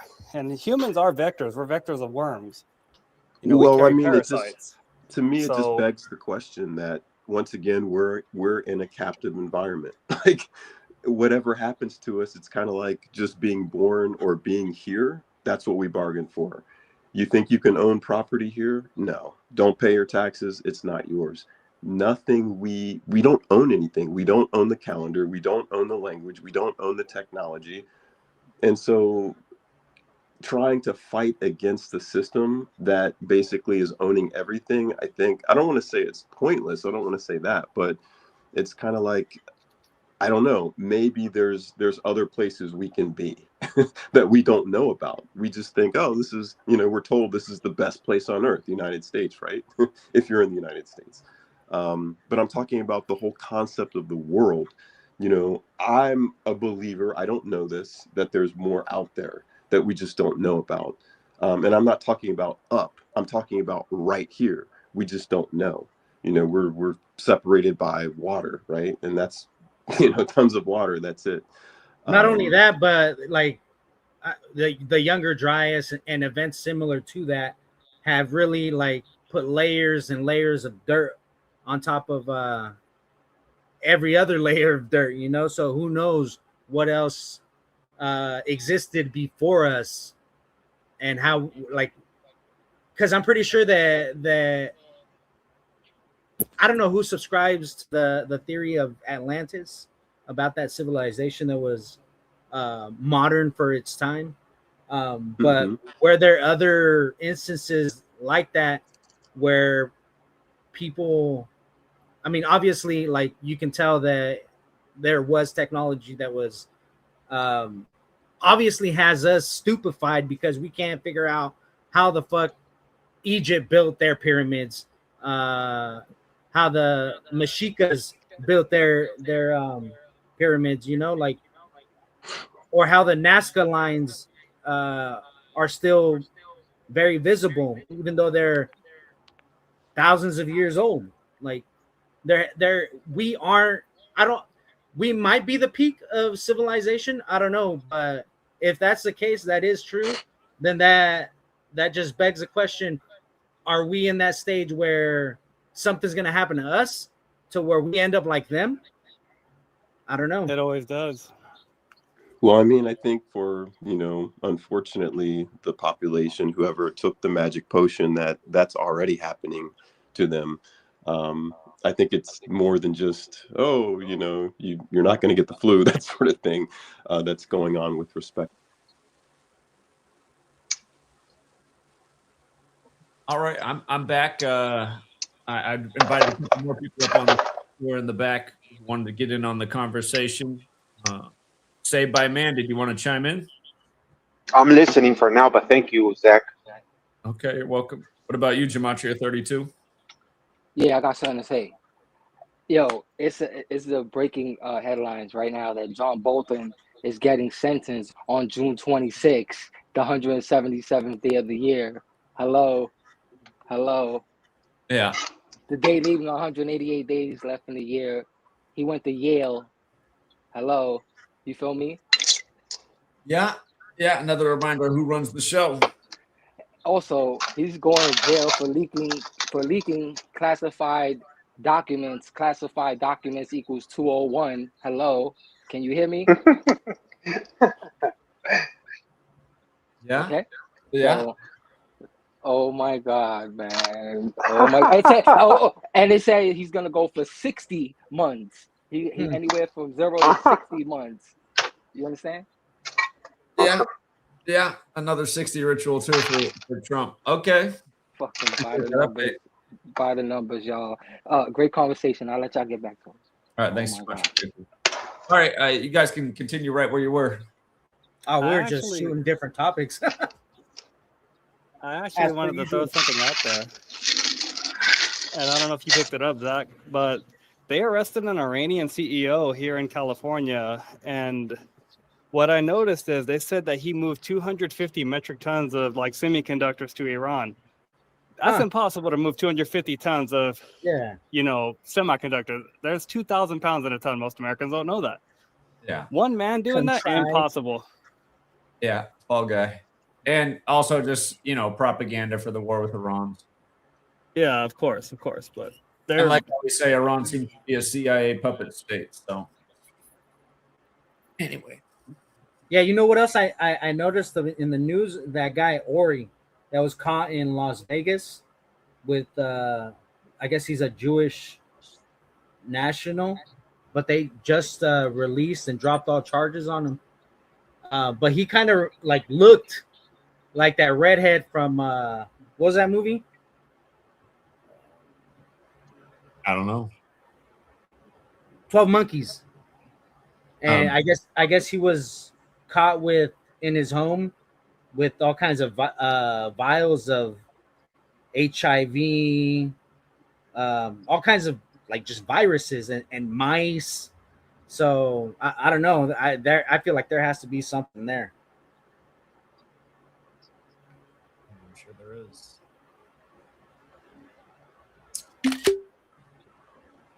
Okay. And it also begs the question: why did Peter Thiel go to Argentina? Why is Trump's daughter making an island or buying an island? Buying an island, yeah. Well, it's crazy stuff. Something's happening. Who knows what it is? Well, they're preparing for what usually happens in these cycles: civilizational collapse and uprising.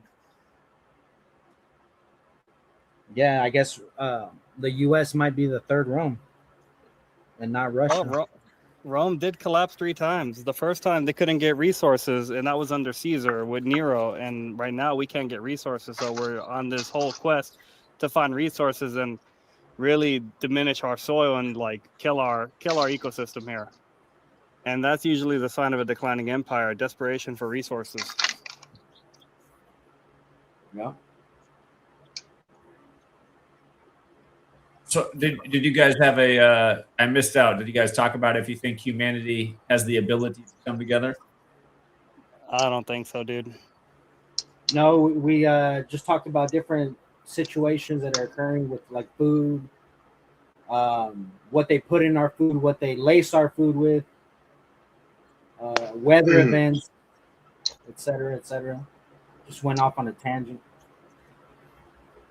Does anyone know when they started putting synthetic meat on the store shelves?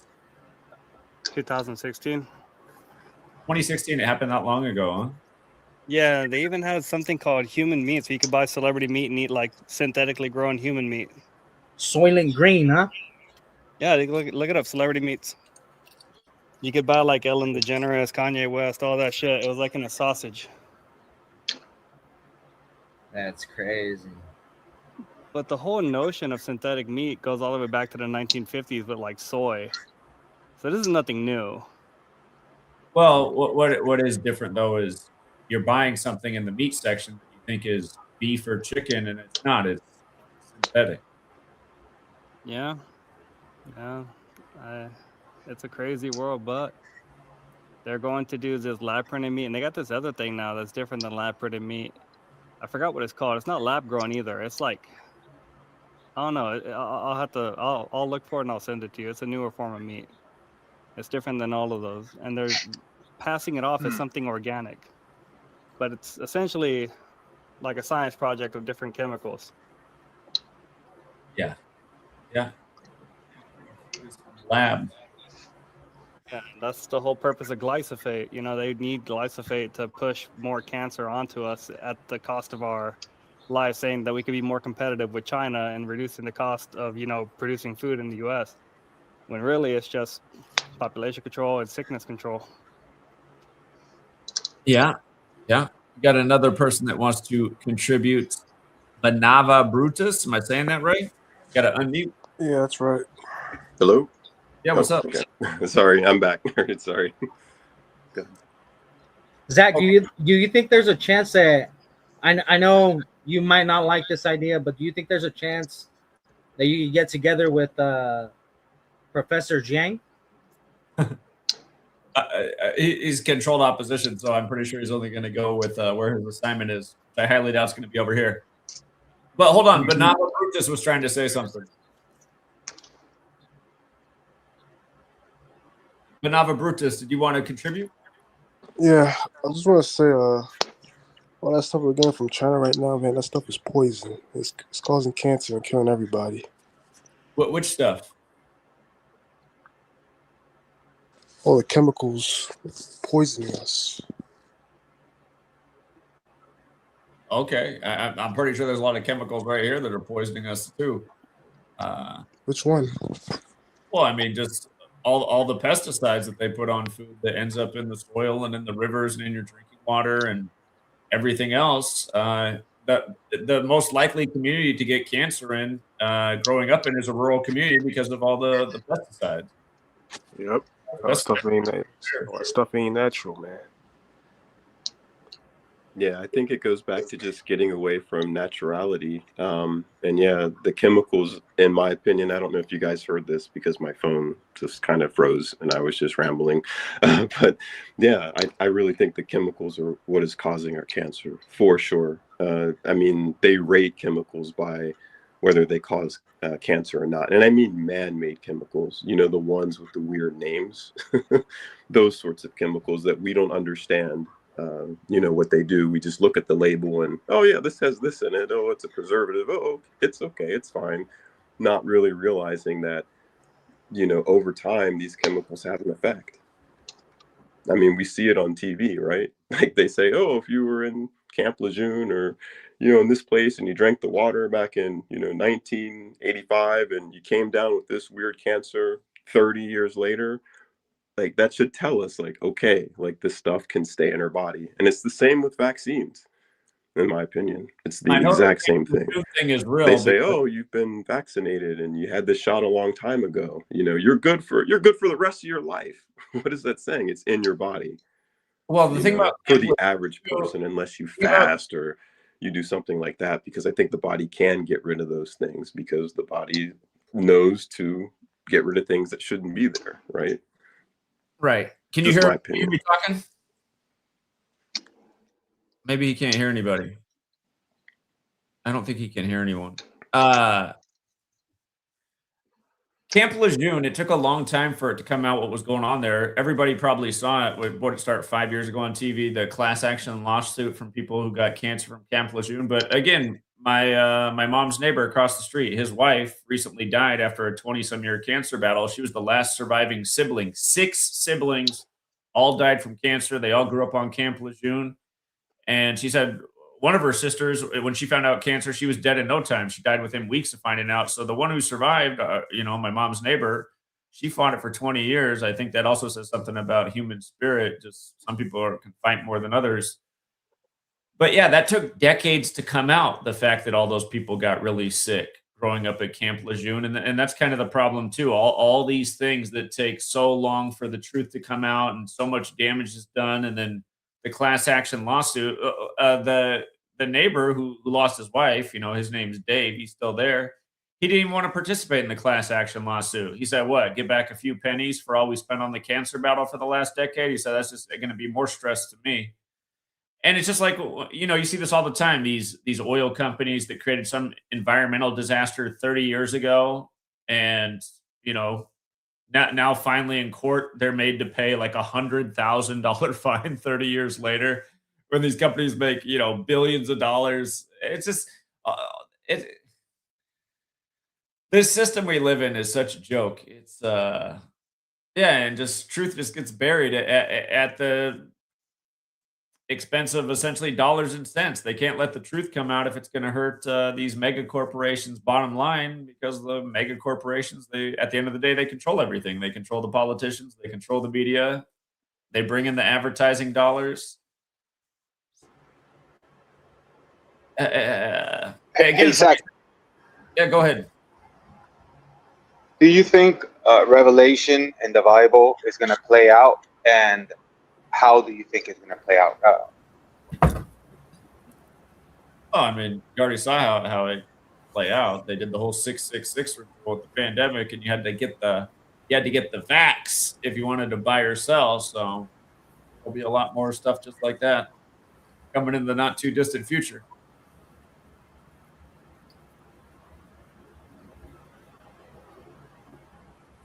For people who don't know what I'm talking about, again, they did their Cooties 19 simulation 666 days before the pandemic was declared on the nose. There was a lot more to it than that. I wrote a book about it, but again, if you go back and watch the Claydex simulation, which I actually think they just finally recently took down off the Johns Hopkins website not that long ago, but I'm sure there's still a way to watch it. They literally talk about rushing out vaccines that do more damage than good.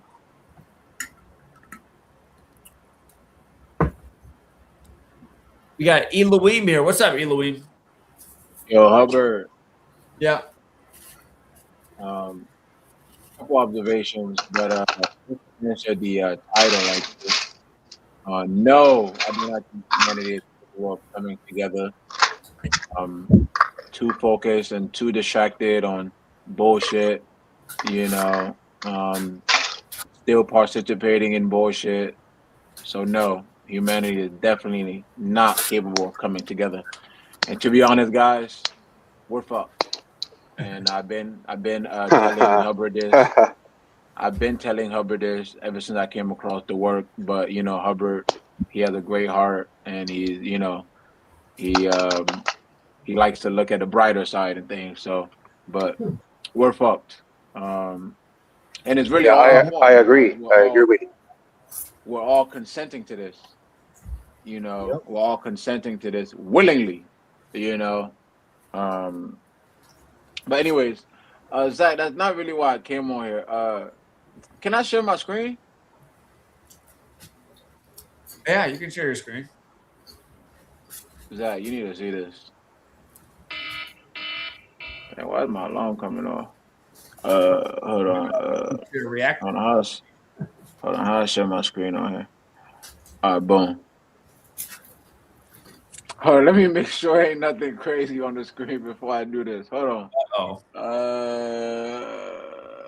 Okay, we good.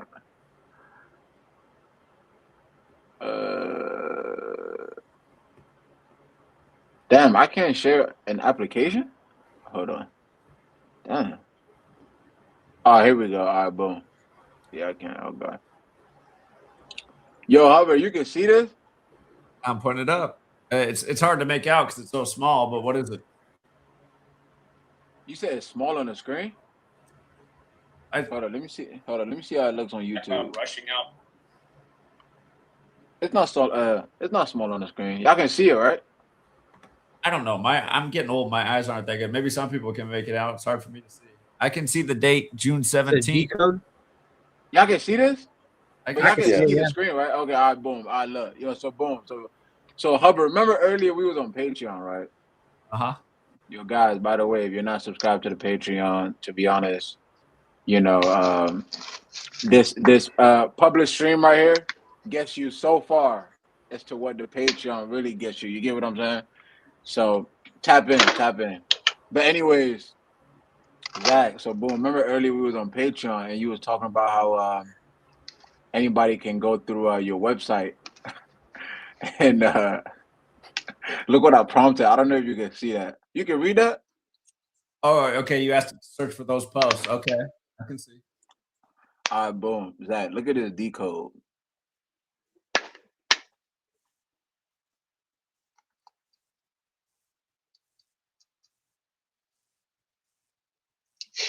Look what is predicted at the end, Zach. Look. Go all the way down. Look at that. I don't know if I can zoom in, but can you read that? They got it 4-2. Yeah, I see it. The day of the Rick Allen birthday. Can you summarize it? I can't see it. Hold on, let me hold on, I wanted to show you something. I was saying that a good way to use this AI is just because it would take forever for somebody to go through my website and look for all the posts related to a certain topic. So if you ask the AI to go through the website looking for specific things, it'll pull all that information for you. And apparently he gave it a prompt to also use the information to come to a conclusion. So we'll see. We'll see if oh yeah, Zach, that's what I wanted to tell you. Boom. Do you know yesterday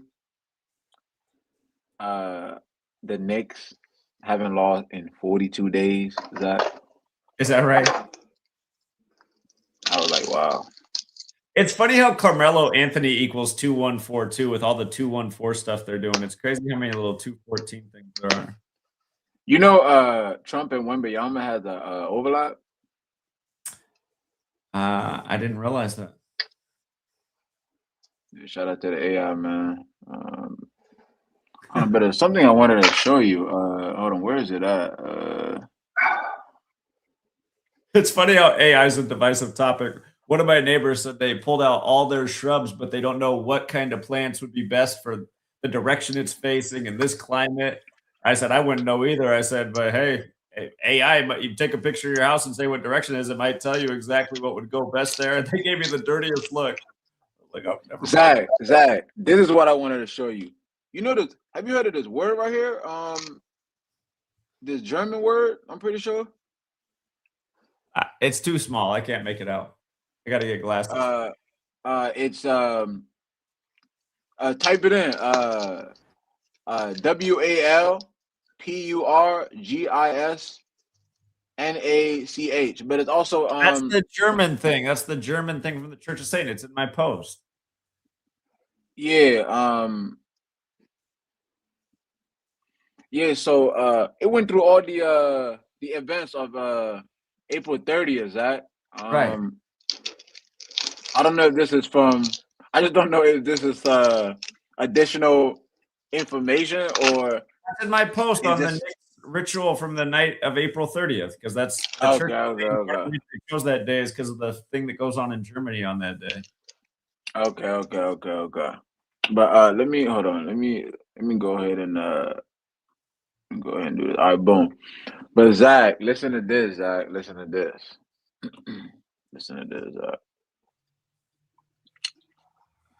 So going back to this whole Kobe Bryant thing, right?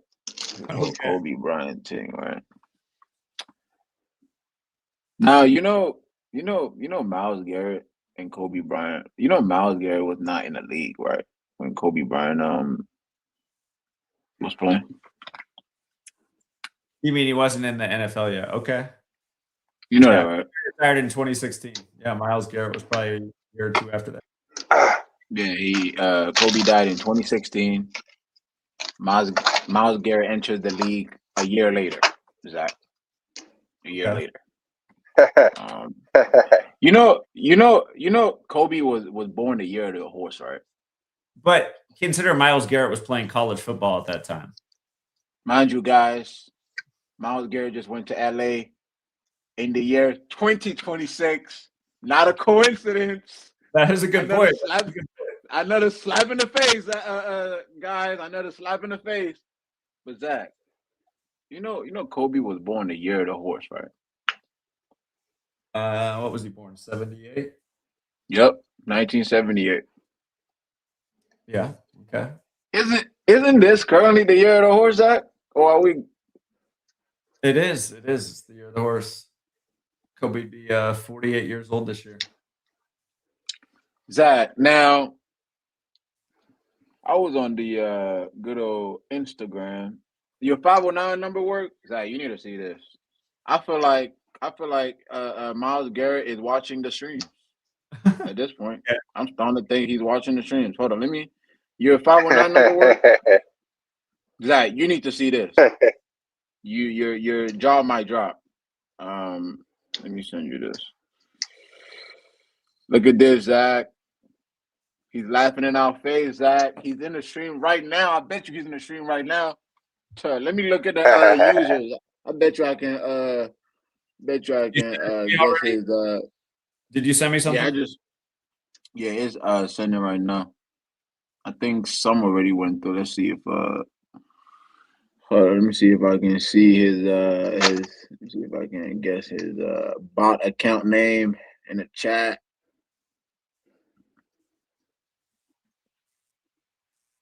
Yo, Miles, I'm on to you, Miles.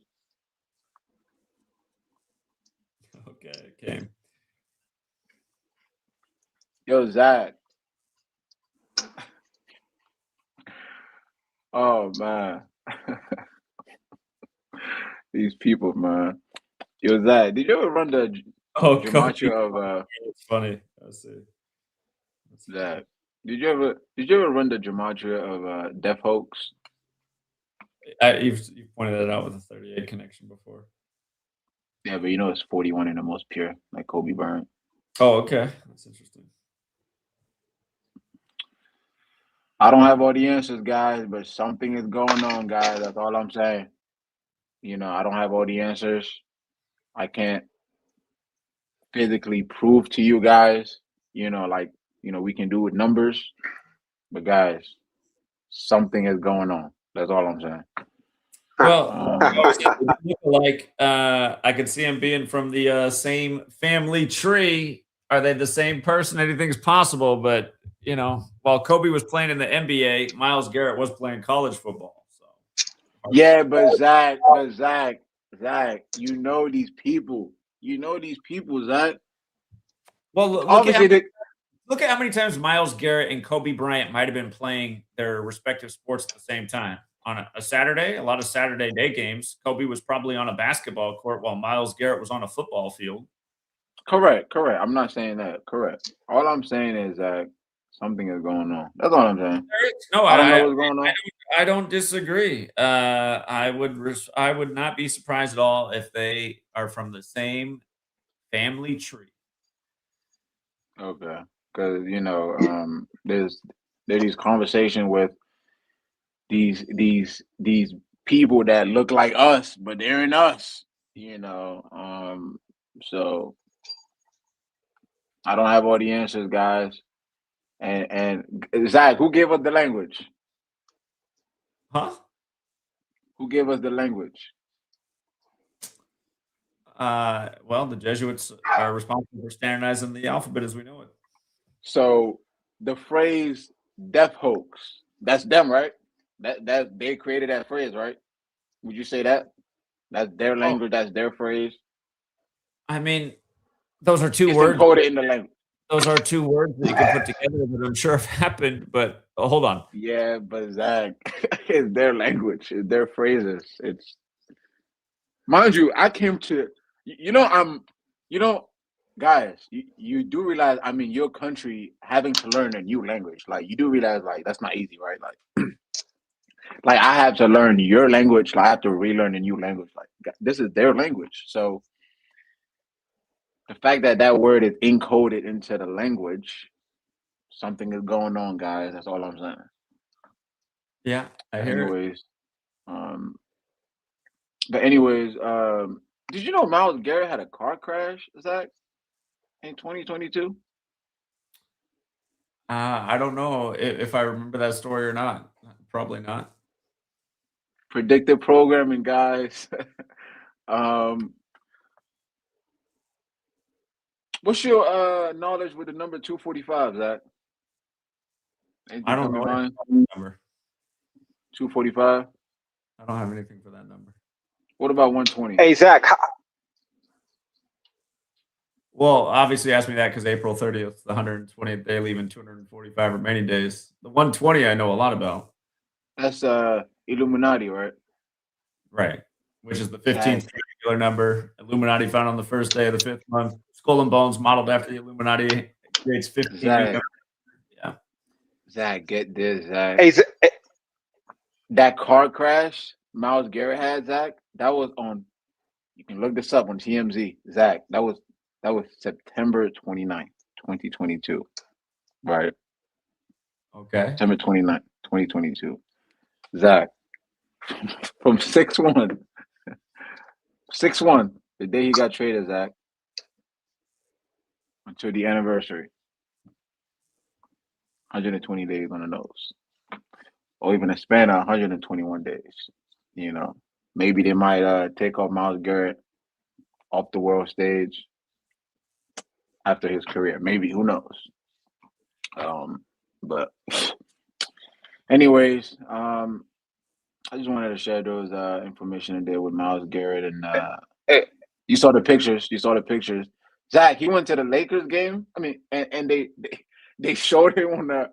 They showed him. They paused the game to show Myles Garrett on the screen with 24 seconds on the clock. With a Kobe Bryant for president in 2024 hat. Yeah. With 33 seconds on the clock. Where 33, man. Anyways, I'm gonna leave it there, man. Good luck to everybody. I don't have all the answers. I can't physically prove that he's Kobe Bryant. All I'm saying is, guys, my eyes is open and something is going on. They're playing jokes in front of my face. I can see the jokes. And for the guys in the chat laughing, yo, I can be easily fooled. Clearly, you guys in the chat are easily fooled. You can't fool me. I know somebody is playing a joke in my face. I'm just trying to, decipher it. That's all. But anyways, God bless. Good luck to everybody. I'll be safe out there. Something's going on. Something's definitely going on. There's no doubt about that. But as Kobe, Myles Garrett, that's a hard one for me to fathom. Because again, like I said, I'm pretty sure if you go back and look at history, Kobe was on a basketball court while he was on a football field, and both games were on TV. So I mean, Zach, I get that, but the trickery. These people. I mean, these are the Jesuits, Zach. It's the Jesuits. Yeah, the Jesuits. Hey, how's the weather? How's the weather in Detroit, Zach? Cold winters. Isn't that the weather? Cold winters. It's cold in the winter. Great Lakes.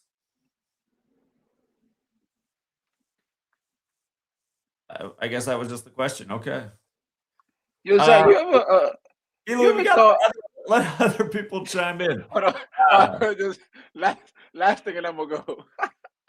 You ever thought Matthew Stafford looked like Elon Musk? Zach? No. No.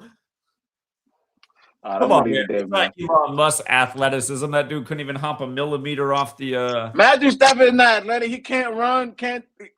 Zach, I guarantee Elon Musk cannot even throw the ball 10 yards. I guarantee. Y'all think Tom Brady looked like Tom Cruise? Bro, just the height difference. Bro. Come on, the height difference, man. Come on, bro. It's the Jesuits, guys. It's the Come Jesuits. on, dude. It's the Jesuits, bro. Get It's out the of here, Jesuits, bro. But look, it's the Jesuit. These are the same tricks. So you're saying he's on stilts or something? Is that what you're saying? I don't know. All I know is the Jesuit. Look. All I know is the Jesuits like to play jokes and tricks on us. That's all I'm saying. They're magicians. They're magicians. No doubt. They're magicians. So, I mean, Zach, look, you know, one of the craziest decodes I've ever seen you do was the knee, no, not the knee, the quarterback for the Cowboys, that broke his leg. Alex Smith. Yeah, that broke his leg. I mean, guys, he broke his leg on the same hash mark. What is going on, guys? Broke his leg on the same hash mark. Hey, That looked man. like crazy witchcraft. Yeah, Joe Theismann. I don't know what's going on. Something is going on. You just can't fool me. Anyways, God bless. Y'all be safe out there. All right. Yeah, take care, man. Something is going on. You just can't fool me. All right, fair enough. We got Richard in the building. What's up, Richard? What's up, bro? Yeah, go ahead. Can you hear me? Yeah, All right. I'm going to give Save My Man the mute just because we're getting some background news. Well, what's up, Richard? Nah, nothing much, bro. It's been a minute since I called in. You know, I don't really call in because I be busy now these days. But man, everybody, to answer the question, I don't think nobody can come together, to be honest, man. Especially these sheep, because like, if you go on Twitter right now, I know you're not on Twitter, but if you just go on Twitter right now, you got everybody falling for this Carmelo Anthony thing. And then you point out, like I'm pointing out, I was pointing out your work, and I'm pointing out, like, what are the chances that, first of all, like you said, who the hell has the name Carmelo Anthony? That's the thing. But what are the chances that that story breaks on the same day as announced that Carmelo Anthony gets inducted to the Hall of Fame? You know what I mean? Well, I'm going to ask the AI, what percentage of Americans have the name Carmelo Anthony? And we'll do both. That's a rare name to have, Carmelo. I never heard of a Carmelo Anthony. Me neither. I've grown up around, not to say it, but, you know, I've grown up around a lot of black people, and I've never grown up around a guy named Carmelo, man. Not once.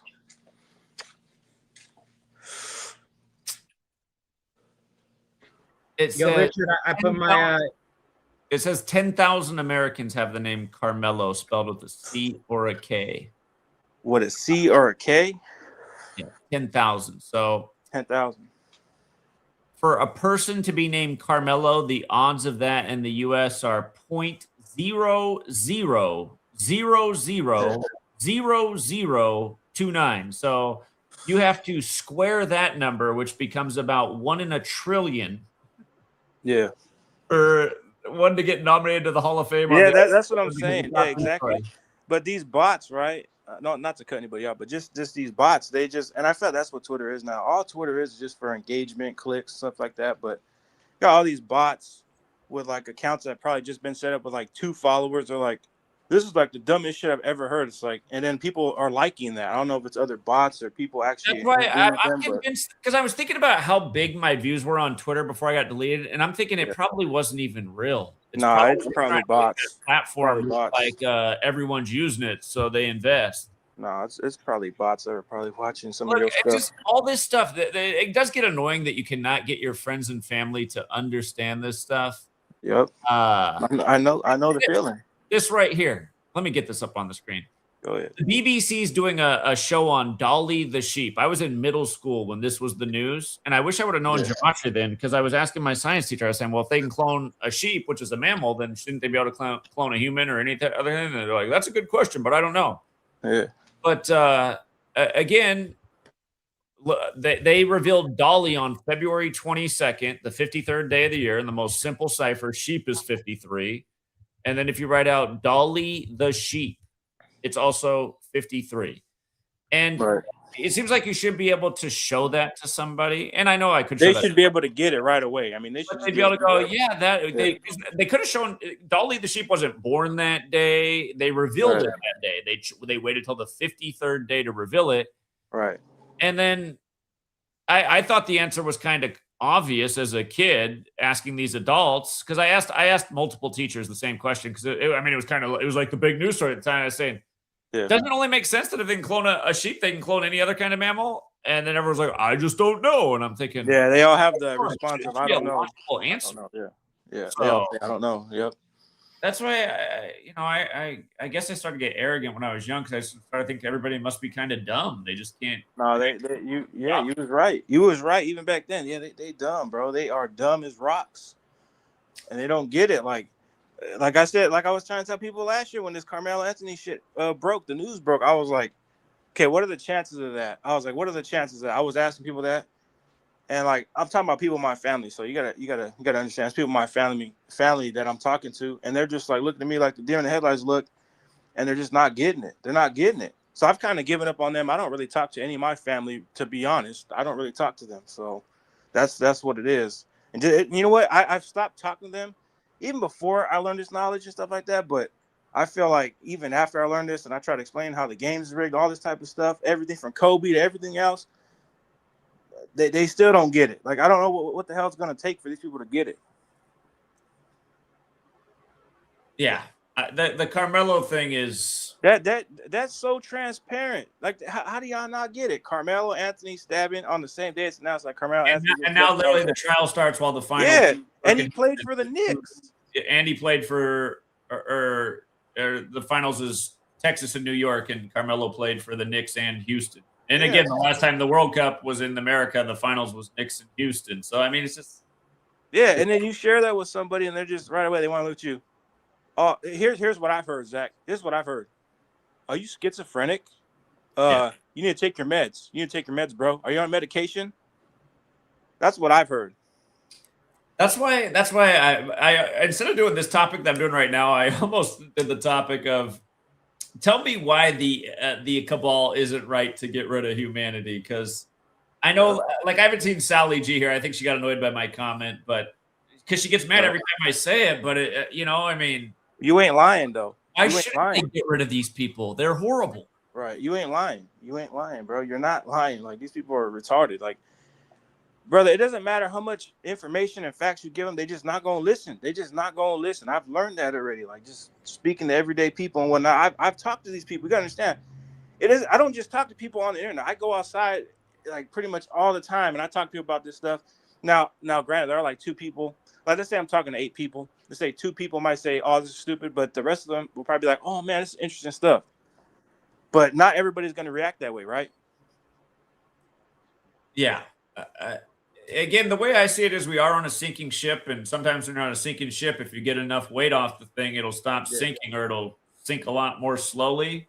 Mm-hmm. That's kind of how I see the depopulation agenda. I mean, I wish people would wake up and use their brain and fight back, but all I see them doing is hating on the truth and going on TikTok and doom scrolling, putting on their slave muzzle and ridiculing and screaming at me because I didn't get my clock shot. And so I think, these people got to go. Bro, these are the same.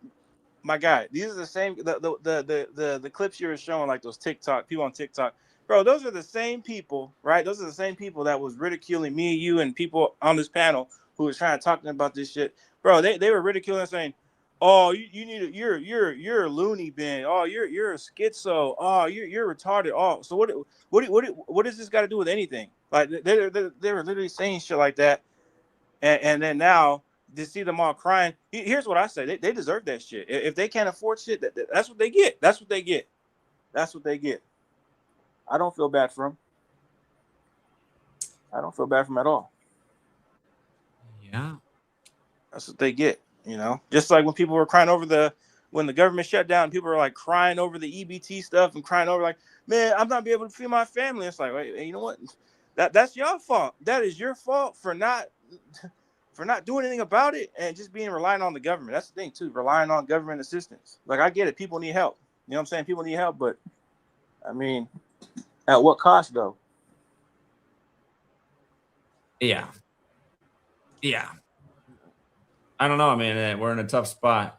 Tough decisions need to get made. Well, it's just like I was saying. I was saying 2 weeks ago when I came on here. People just like, I guarantee you, when the newest iPhone comes out, them same people that was crying, they're gonna be on the line. They're gonna be outside of Apple camping out trying to get the newest iPhone. Yeah. I hear that.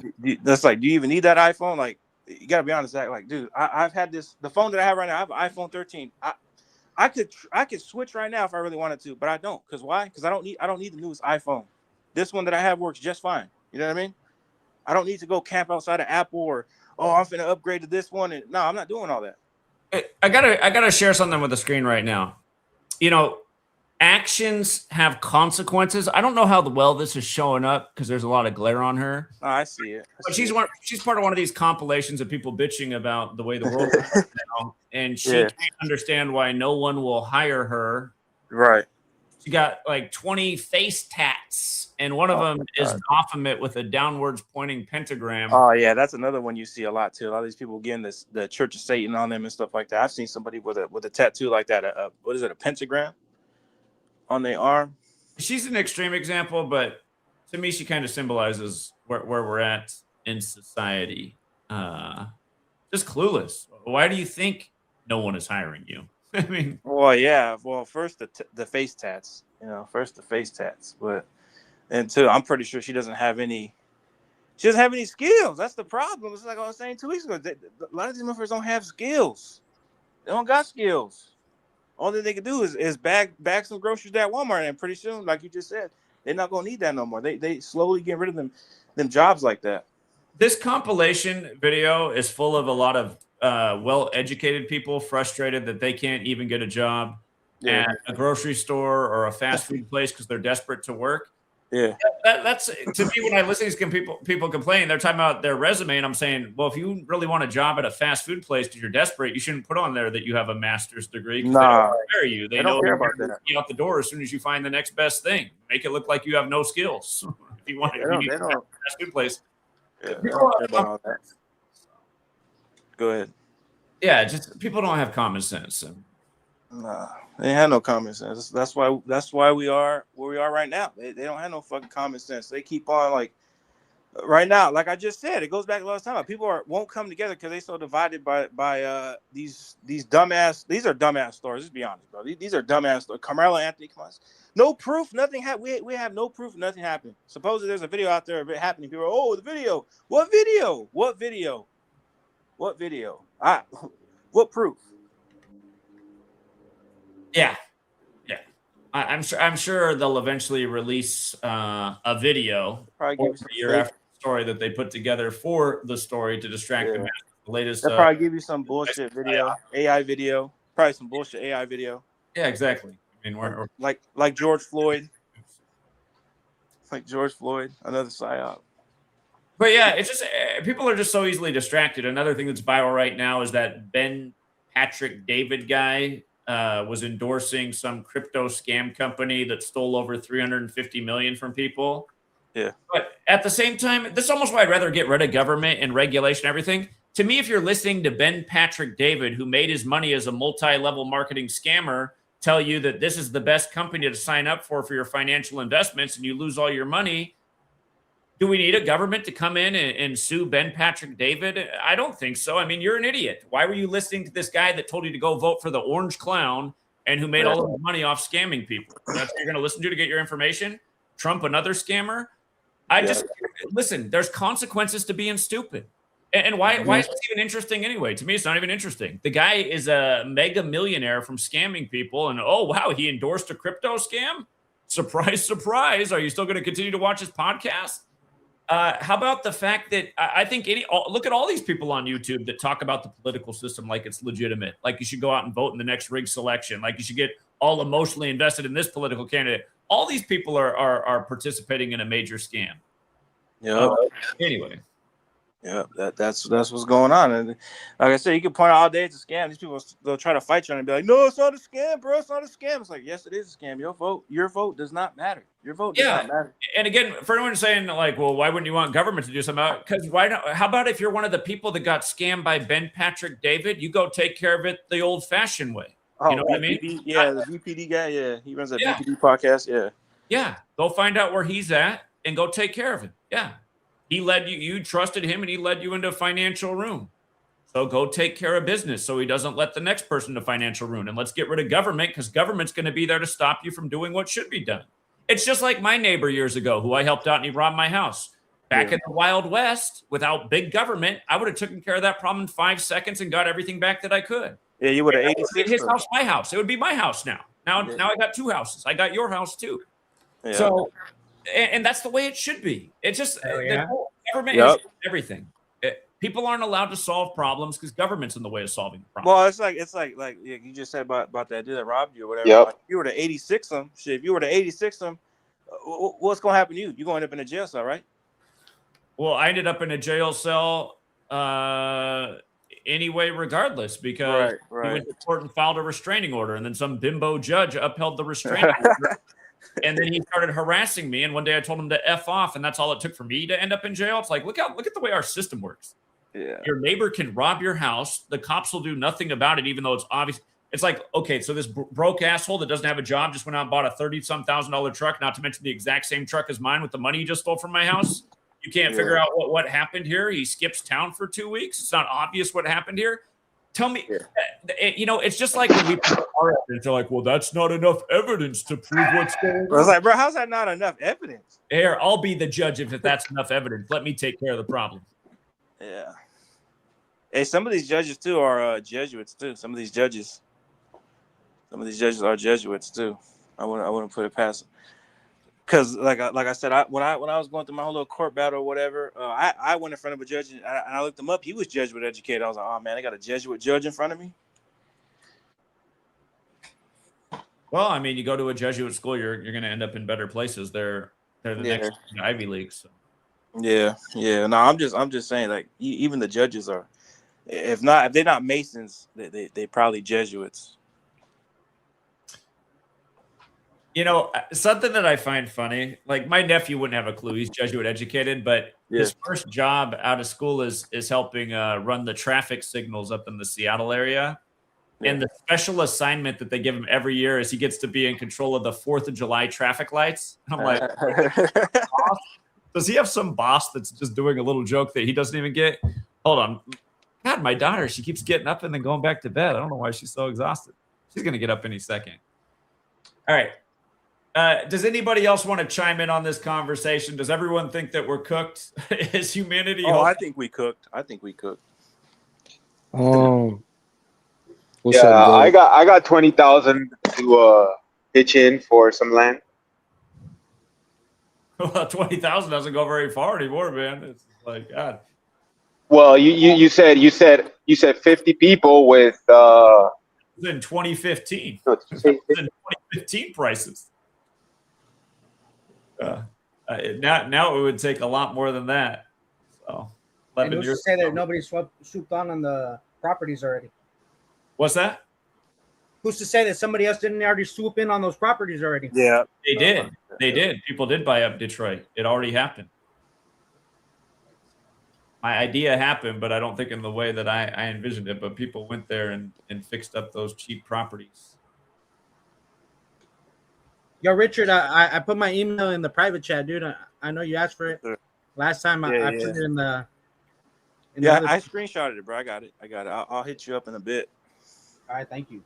Yeah, for hey, sure. go. I was gonna say on the topic, if we're all cooked, I think we are, but it's like, it's just, I mean, it's self-cooking. Like, people are just too comfortable.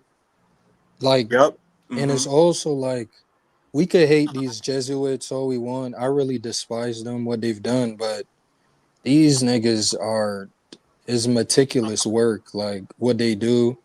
They bring us into this system where people are literally forced to always think in the future. Like you said, they're always distracted. They can't even see what's going on around in front of them in the present. But I don't know. I definitely think we're cooked, but it's a willfully cooking, like ignorance. People it's literally like the root word of ignorance is to ignore. People see the facts, but they literally just ignore it all the time. Because they don't want their worldviews to be destroyed. Like, no one wants to be the person that's been tricked. And that's how we all got to this point. We had to admit that we were tricked for a point in our lives. Like, people don't want to admit that. Nobody wants to be the fool. But I do think we're cooked to a certain extent. And also, I haven't been around a lot because of school and shit, but like even this NBA Finals, I'm just looking at it. Victor Wembanyama, he has a triple overlap with World Trade Center. So of course his first finals is against the Knicks. Um, Even him being born, the first tower was hit at 8:46 a.m. He's born a span of 846 days after the first tower was hit. So it's just like you tell people this, they'll say coincidence, they'll cry, they'll Yeah. they'll So they'll they'll tell you you're thinking too deep. It's like yeah. people don't like to use their brains. They like to be lied to. And also, like, for me, that what really did it for me was when you pointed out the Church of Satan thing with Trump and Obama. Like that right there was insane to me. How that lined up years before, and then the Grover Cleveland. Like I explain these things to my parents, friends, but They don't get it. yeah, They don't I get don't it. They I think they don't think you they think I you don't schizo. understand, and they don't. And it's also the propaganda of magic. They think magic is coming out of a wand, Harry Potter style, but it's really just numbers, words. They just don't seem to grasp the concept. I don't understand it. Well, I think you started at the beginning. It's easier to fool someone than convince them they've been fooled. And a lot of people's minds, they've been conditioned from a young age, and the damage is done. It's hard to undo the damage. And that's why the schools, I mean, you would understand, you were a teacher, like that's one thing, like the schools train you to like become fodder in the machine to a certain extent. You go to school, you do things all day, and as soon as the bell rings, you're out of there. You have to stop caring. It's literally like programming you at a certain age. They got to get us when we're young because that's when we have imagination. We can think outside the box, but I mean, Yep. I it's agree. pretty. Yeah, that's why they got to get us so early. Yep. It's You that go one to Ignatius of Loyola quote too. the show me the child, show you Yeah. the man. Yeah. Yeah, That one. Yep. Yep. yep. It's just, I mean, it's ridiculous. Like I was literally having this debate the other day about people. They're like, the topic was, and this is why TikTok is also a cesspool because they're all Oh, like for sure. brain dead. Oh But yeah. like the topic was, who's the lesser of evils, Kamala or Trump? And I went up there, I'm calling them retards because it's like, how do y'all not see the game being played? I bring up the Jesuits, like for Yeah. example, like this kid asked me who's controlling the power, and I said the Catholic Church. Then he asked another question, and then he said, who though? I say the Jesuits. He asked another question. I'm like, I'm stopping this conversation right here because you don't want to learn. You actually don't.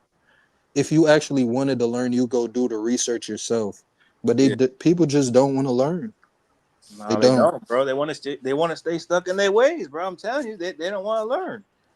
I mean, and I it's mean, just the medicine. The hot The Cheetos, toothpaste is literally everything the that Takis. what we're being mhm. sprayed with. If you like pay Yeah. attention, Hey, we're being sprayed with barium and hey, aluminum. Those on the periodic table that yeah. literally spells ball. Ball, yeah. I'm about to say So it's that, just like, I mean, they're very meticulous at what they're doing, though. So I mean, Yeah, I I don't agree. know. Yep, yep. Hey, Richard, what type of work do you do? What do you mean? Like what? For my What type of skills? work do you do? What Skills or like just do a you? job? I'm a truck driver. Oh, you're a truck driver. You got your CDL? Yeah, that's what Okay. it takes. Yeah, yeah, yes. What type? All right. Yeah, do you work? Not right now, but I'm going to a program to get my HVAC certification right now.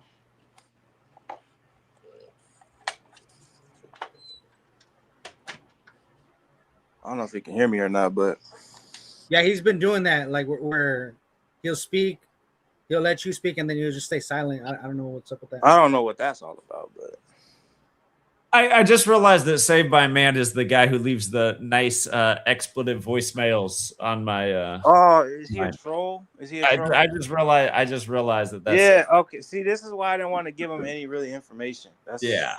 I don't want to give him because you already know how these people are. Like Zach, I'm gonna tell you something right now. The trolls that don't like me and don't like you, they try to get me fired from other job that I had.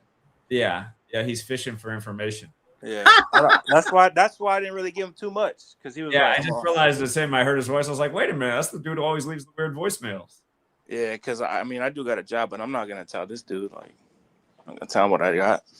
Yeah, Machiavelli, he put it right that man in secret is praying for your downfall, and they'll do anything to make sure that they succeed over you. And that's why I know we're cooked. That's why I know we can't set up a community, because nobody wants to see you doing better. Nobody wants to see you have something that they don't. The thing is why I've always said that our first years of school should really be about learning how to overcome the flaws that are pretty much in all humans, such as jealousy. Jealousy is a major problem. Yeah, envy, all that. Yep. Yeah, that should be the focus. That these are the flaws of being a human, and here's why you don't want to let these flaws rule your life. Here's the problems that lead for society and community.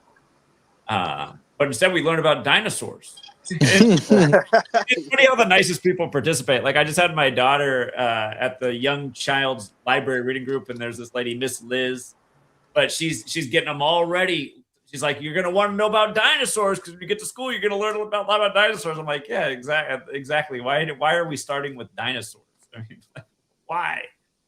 So, really, all I can think of with dinosaurs is just plants the idea of death, a certain death in your head from the beginning. You learn that the dinosaurs all died.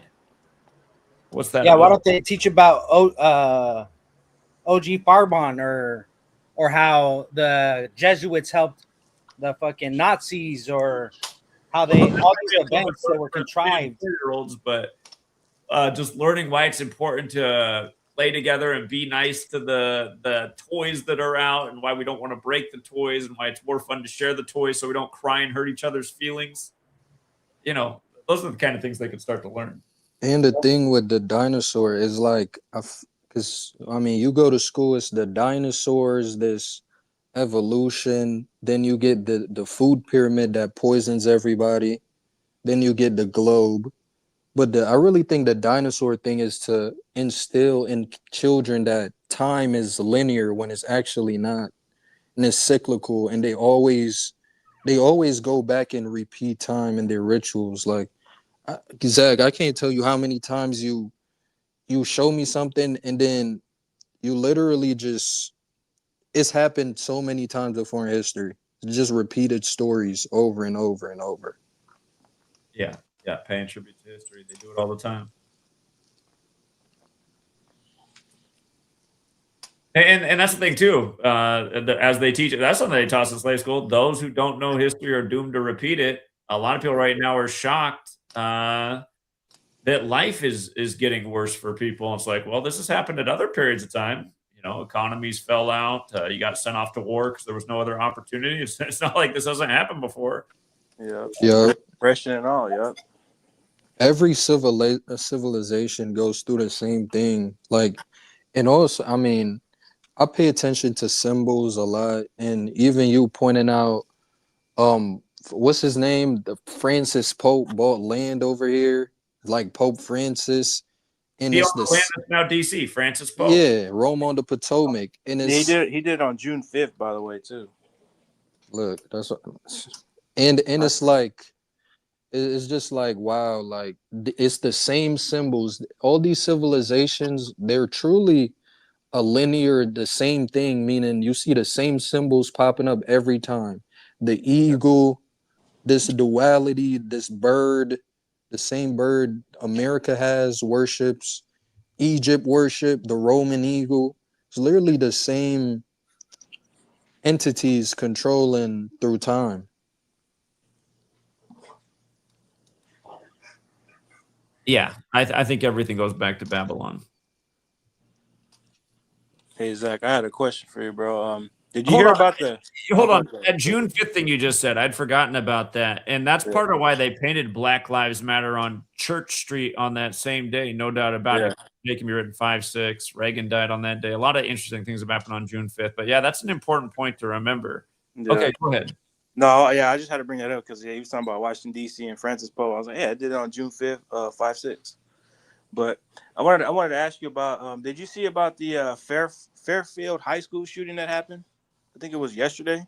Hold on, I'll be back. I think she's finally getting up. I've never seen this so many times where she gets up and goes back to bed. But hold on, I'll be back. I don't know about the shooting. I'll talk to you in a second. Hold on, I'm gonna bring Sally G in while I'm away so she can contribute. I'll be back. I'll be back in a few minutes. All right. Said Fairfield School. Oh, where's that at? That's in California. It's in the Bay Area. Mm. Like right next to, I think it's right next to Vallejo. But yeah, it happened. It happened yesterday. Of course, Wednesday equals shooting. Like, you know, Zach's always talking about how shooting equals Wednesday. But yeah, that town's actually located on the 38th. I think it's 38th parallel. I think. Oh, like death. Equals 38. Yeah, but finals, right? Finals also equals 38. And I think their mascot's a falcon. And Harrison Barnes, who plays for the San Antonio Spurs, yeah, his nickname is the Black Falcon. So I was like, come on, man. And then, by the way, the name of the school equals the same thing as the NBA Finals, equals 111. I was like, yeah, that's no coincidence there. They said four shot, one killed, like 41, like San Antonio, like yep. I mean, it's like Knicks, not Spurs. San Antonio is 41 too. Yeah, San Antonio. That city is actually located on the 122nd meridian as well. And San Antonio is 122 and 41. I mean, that's why I was even like George Gervin. I'm just looking at this dude, and I'm just waiting for some news about George Gervin. At this point. Because they just had the Drake album. Yeah, Drake album. Yep. I wouldn't be surprised if George Gervin they kicks put it the out bucket. was it on Mercury? They put it out there as well on 15.5. Anniversary of Trump declaring Operation Warp Speed and Played X pandemic simulation. And the album, I was doing some the album dropped 18 days after Gervin's birthday. Yeah, hip-hop. And the Iceman album was 1 hour and 8 minutes long, but they changed it to 1 hour and 9 minutes. Yeah, they had to change that up. That's what I'm saying. That's what they be doing, bro. Like they literally change information all the time. Like they literally do that shit all the time.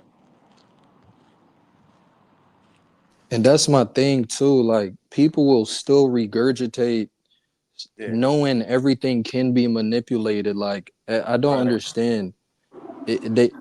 How can you, even COVID is the biggest like culprit of this, how they were manipulating the numbers with COVID, but you still choose to believe in your government, the history your government tells you about.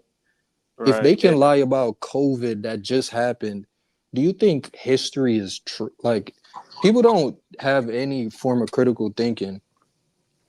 No, they really don't, bro. They really don't. That's what I'm saying. Like, I ain't gonna lie, bro. Like a few years ago, I was trying to break people out of the matrix, but I'm not gonna lie. Like recently, I'm just like, like these people don't want to listen. Like I'm trying to talk to them, and you already know how it is. These people, like, I don't know if you try to talk to your people or your parents about. Oh, for sure. Talk over you, like they'll try to talk over you and be like, "No, this is this." It's like, nah, I'm telling you real facts coming from real information, and they ain't trying to hear all that.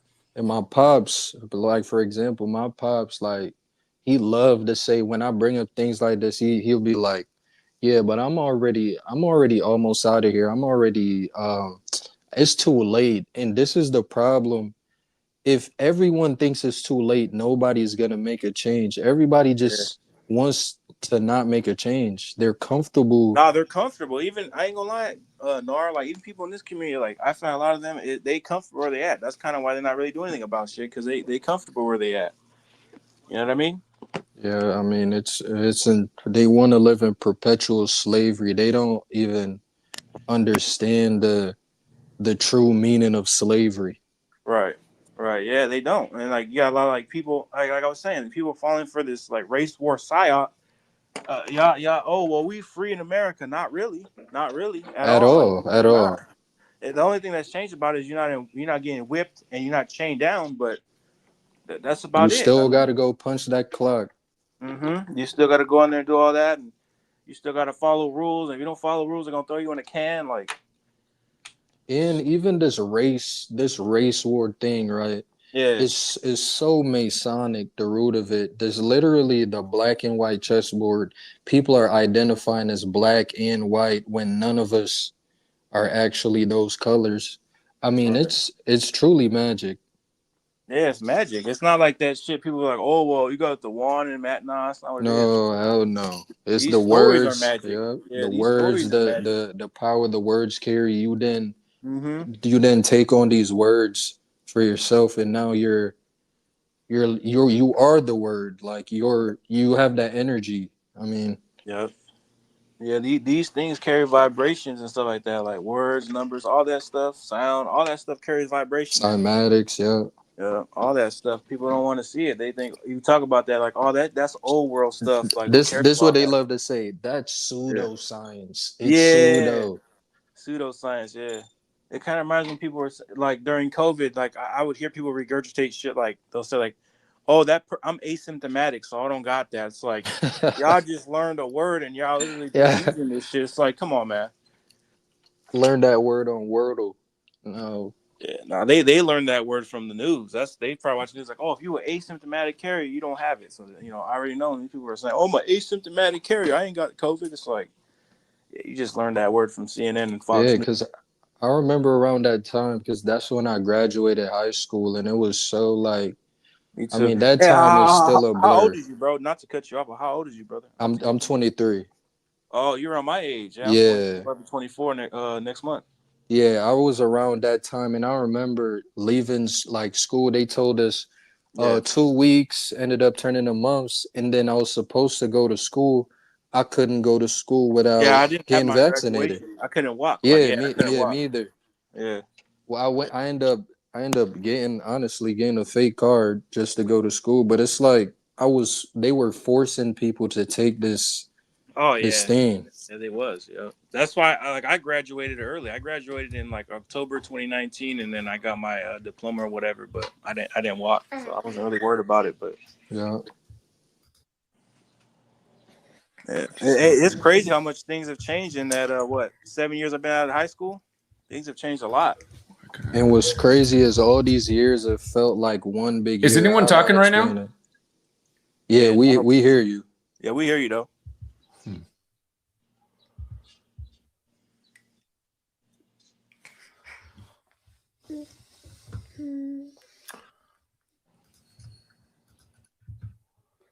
Why is there no sound?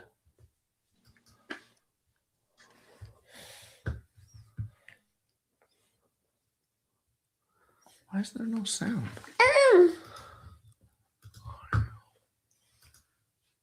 Why can I not hear anything? Can you hear me now? Oh, now for some reason I couldn't hear anything. Yeah, it might have been an audio problem because me and him was talking, and then I don't know if you could hear us, and that's why I had to say, "Can you hear me now?" Now I do hear it. I don't know why I couldn't hear it before. All right, Nard. I know you were sharing something. What was you finishing off saying? I know he was saying something. No, I was just saying it's just insane since COVID how all these years have felt like one big year. It's like I don't know how to explain it. It's like a blur. No, I feel it, bro. Like, man, it's been like a roller coaster, man. I'm telling you, like just Bunch of ritual after ritual. Yep.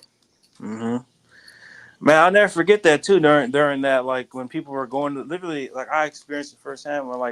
When there were times people go out and buy toilet paper, I literally went to the store, right? And I wasn't even going on like any of that. I just wanted to see, okay, is people going to be over here? So I literally went to a store near me. Like it was like not that big of a grocery store. I went in there, and man, you had people fighting over the toilet paper. Like I seen people fighting, like pushing people with the damn shopping carts. It was crazy. I was like, man, these people are really fighting over toilet paper. That itself had to be a psyop. Like, Oh, that was toilet paper? What are we doing? Yeah. Yep. That's what I was like. When does Corona? I didn't want to say it, but when does that even cause? Because they were like, oh, it causes like this to happen, diarrhea and all this type of stuff. It's like, since when? And it's crazy how Corona is a crown, and that's the same year King James wins the champion. It's like, people don't understand these things. The king wears the crown. The first case was in King County outside of China in Bill Gates' backyard. Insane. There's another thing that people didn't get to, and I was trying to explain to my family. Maybe it was like too much for them to understand, but for me, it was like pretty easy to understand. It's like, okay, like you get George Floyd out of Minnesota, right? That happened in Minnesota, and then you have the Lakers, who used to be in Minnesota, used to be in Minneapolis. You have that going, like they win the championship the same year all this going on, the same year that Kobe died, supposedly. And that I still remember when the story broke, I was pointing out that night that they kept showing this lady in a Lakers jacket with Justice for George Floyd sign. I was like, people don't see this ritualism. Yeah, and I was pointing out too, like, maybe this is a bit of a stretch, but like, when the Minneapolis Lakers were playing, when they were still Minneapolis Lakers, their star player was George Mikan. So just think about George Mikan, George Floyd. I was pointing that out. Not to mention, they won it on Father and Daughter Day. Yeah, Father-Daughter Day. 41 weeks after LeBron's birthday, when Kobe died at 41, King equals 41, and Kobe Bryant 41. Yeah. Lakers fans will tell you they had to do it for Kobe. They had to win for, and it's like, that's not how this works, buddy. Well, now you get another KB. Now you get Kyle Busch, one Kyle of the biggest stars in NASCAR at 41, and then they're comparing him to Kobe Bryant. And you know who hit a home run a day after that? Michael Busch. Busch. Yeah. Very, very. You know how many times you get a shooting, all of a sudden Gunner is getting a touchdown. Gunner is getting a home run. They do this shit all the time. In the COVID, they got Tesla playing in the Motor City in the NFL. We capitalized on his touchdown. Every single touchdown he had was synced up with either Elon Musk or Nikola Tesla. Zach, I was there. I made money off Tesla. Elon needs he's extracting melanin. He needs to extract melanin for that, Zach. What is it? For his AI he's building out there. What did he say? Elon is building a huge AI in Memphis or something. In Memphis, like that. That's what people in Memphis say. Yeah, he said he's gonna. His exact words were he's gonna raise a god up out of Memphis. That's literally what he said. Like a nod to Egypt. Yeah, exactly. Memphis, Egypt. But also, even the whole Corona, and you have to just learn etymology of words. Corona is just so Jesuit sun worship. The sun has a corona, the crown. You put sun worshiper in the calculator, you get 201.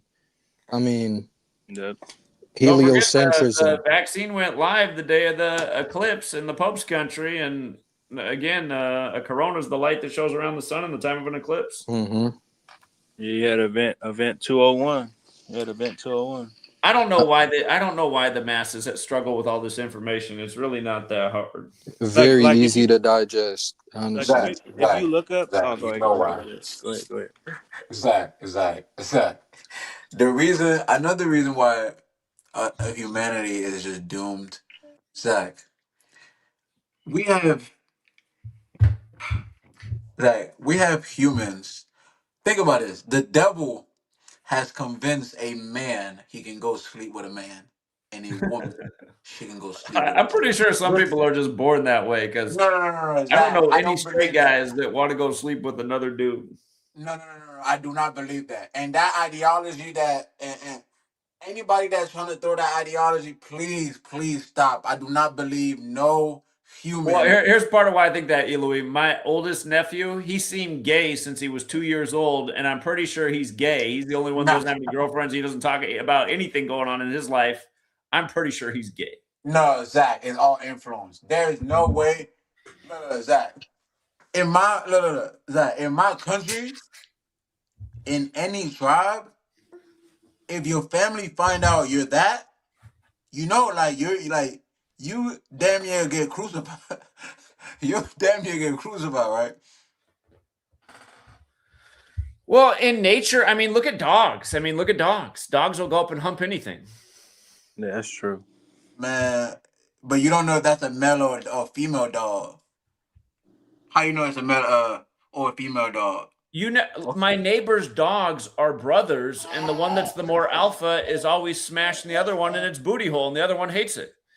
I got two It's dogs both. like that too. Oh, you mean it's two male dogs doing that to each other? Have you not been around dogs, Elohim? Dogs Yeah, will. You I never have had two a dog males. come up and hump your knee?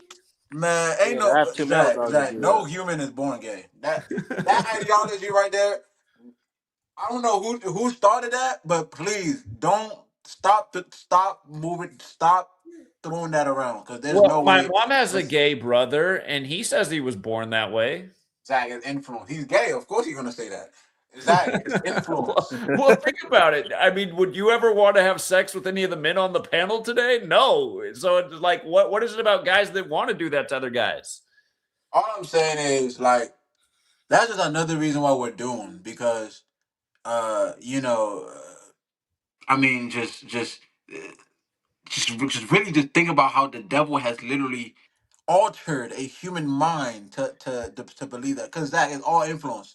That's another Well, thing. It's all what if influence. what they're putting in these pokey dogs at birth has feminized men and made them more prone to go that way? That's something that I think too, because I just look at this younger generation. There's a lot of young gay guys out here. I thought the pokey dogs was to to make it harder for you to get pregnant. Well, they could be there could be a lot of things going on. I look at this town. For some reason, it seems like for every boy, there's 8 girls out here in this town, and I'm wondering what's up with that. Yeah, but Zach is influence. All the kids now have Zach. There's 7, 6 year olds with iPhones. I mean, Zach, it's influence. It's all influence. Trust. That's why. That's why they're putting all the gay stuff in the cartoons. Like the dude said earlier, they get us at a young age. So Yeah, yeah. so yeah, man, we're doomed, man. Like we're doomed.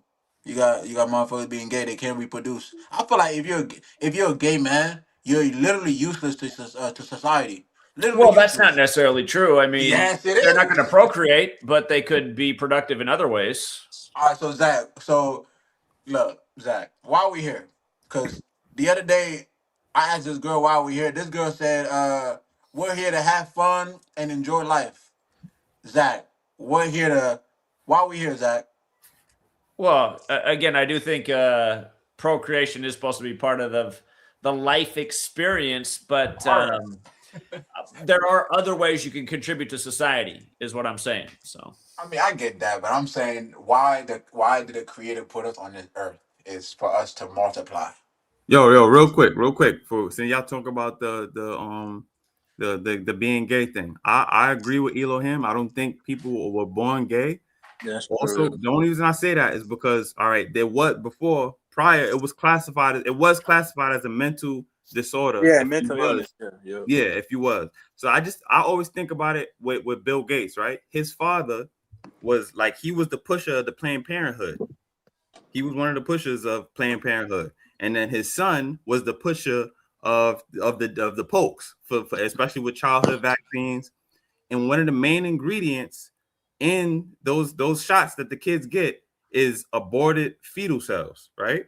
So when they're taking those aborted fetal cells from the aborted fetuses, I'm sure they're not deciphering if it's a boy or if it's a girl vaccine. I mean, a boy fetus that they're putting in the vaccine.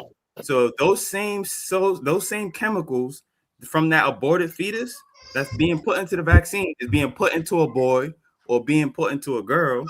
So that boy, when they're developing their organs and whatever the case, their mind frame, all their chemicals, that vaccine from that aborted boy is going into a girl, and now she's thinking, oh, okay, I'm supposed to be attracted to, what I'm saying, this opposite sex. That's what I think in my head, and I really feel strongly about that because, like I said, once you do the research into Bill Gates and the reason why he's pushing all these things onto children and they're making doctors, they're damn near forcing parents to get these shots against for these children. So I agree. I heard Zach. I heard you talk about that back in on the show back in 2022. about like some of these vaccines, what they give the children. Some of that stuff can, make them either gay or lesbian or whatever when they, because it's all about population control. 100%. And Yeah. I'm not. I'm sure that I'm sure, like, yeah, the shows and stuff is going to influence them as well. But that's just like a second layer, just to make sure, like, okay, you feel this way. Now we're gonna make sure, what I'm saying, you have something that you can, you can absorb to, to reinforce those feelings you already have that's being pushed from those vaccines you're getting. So, Man, look, man, it's all influence, man. If you're telling me that a child gonna get born and then he's gonna come out just liking the same sex, bro, it's clearly influence. Like, how can somebody literally say that? I think it's way more than influence. I think it's probably chemically done It's that way. not. It's not. It's not. It's influence. Trust. I don't think you can't just. I don't.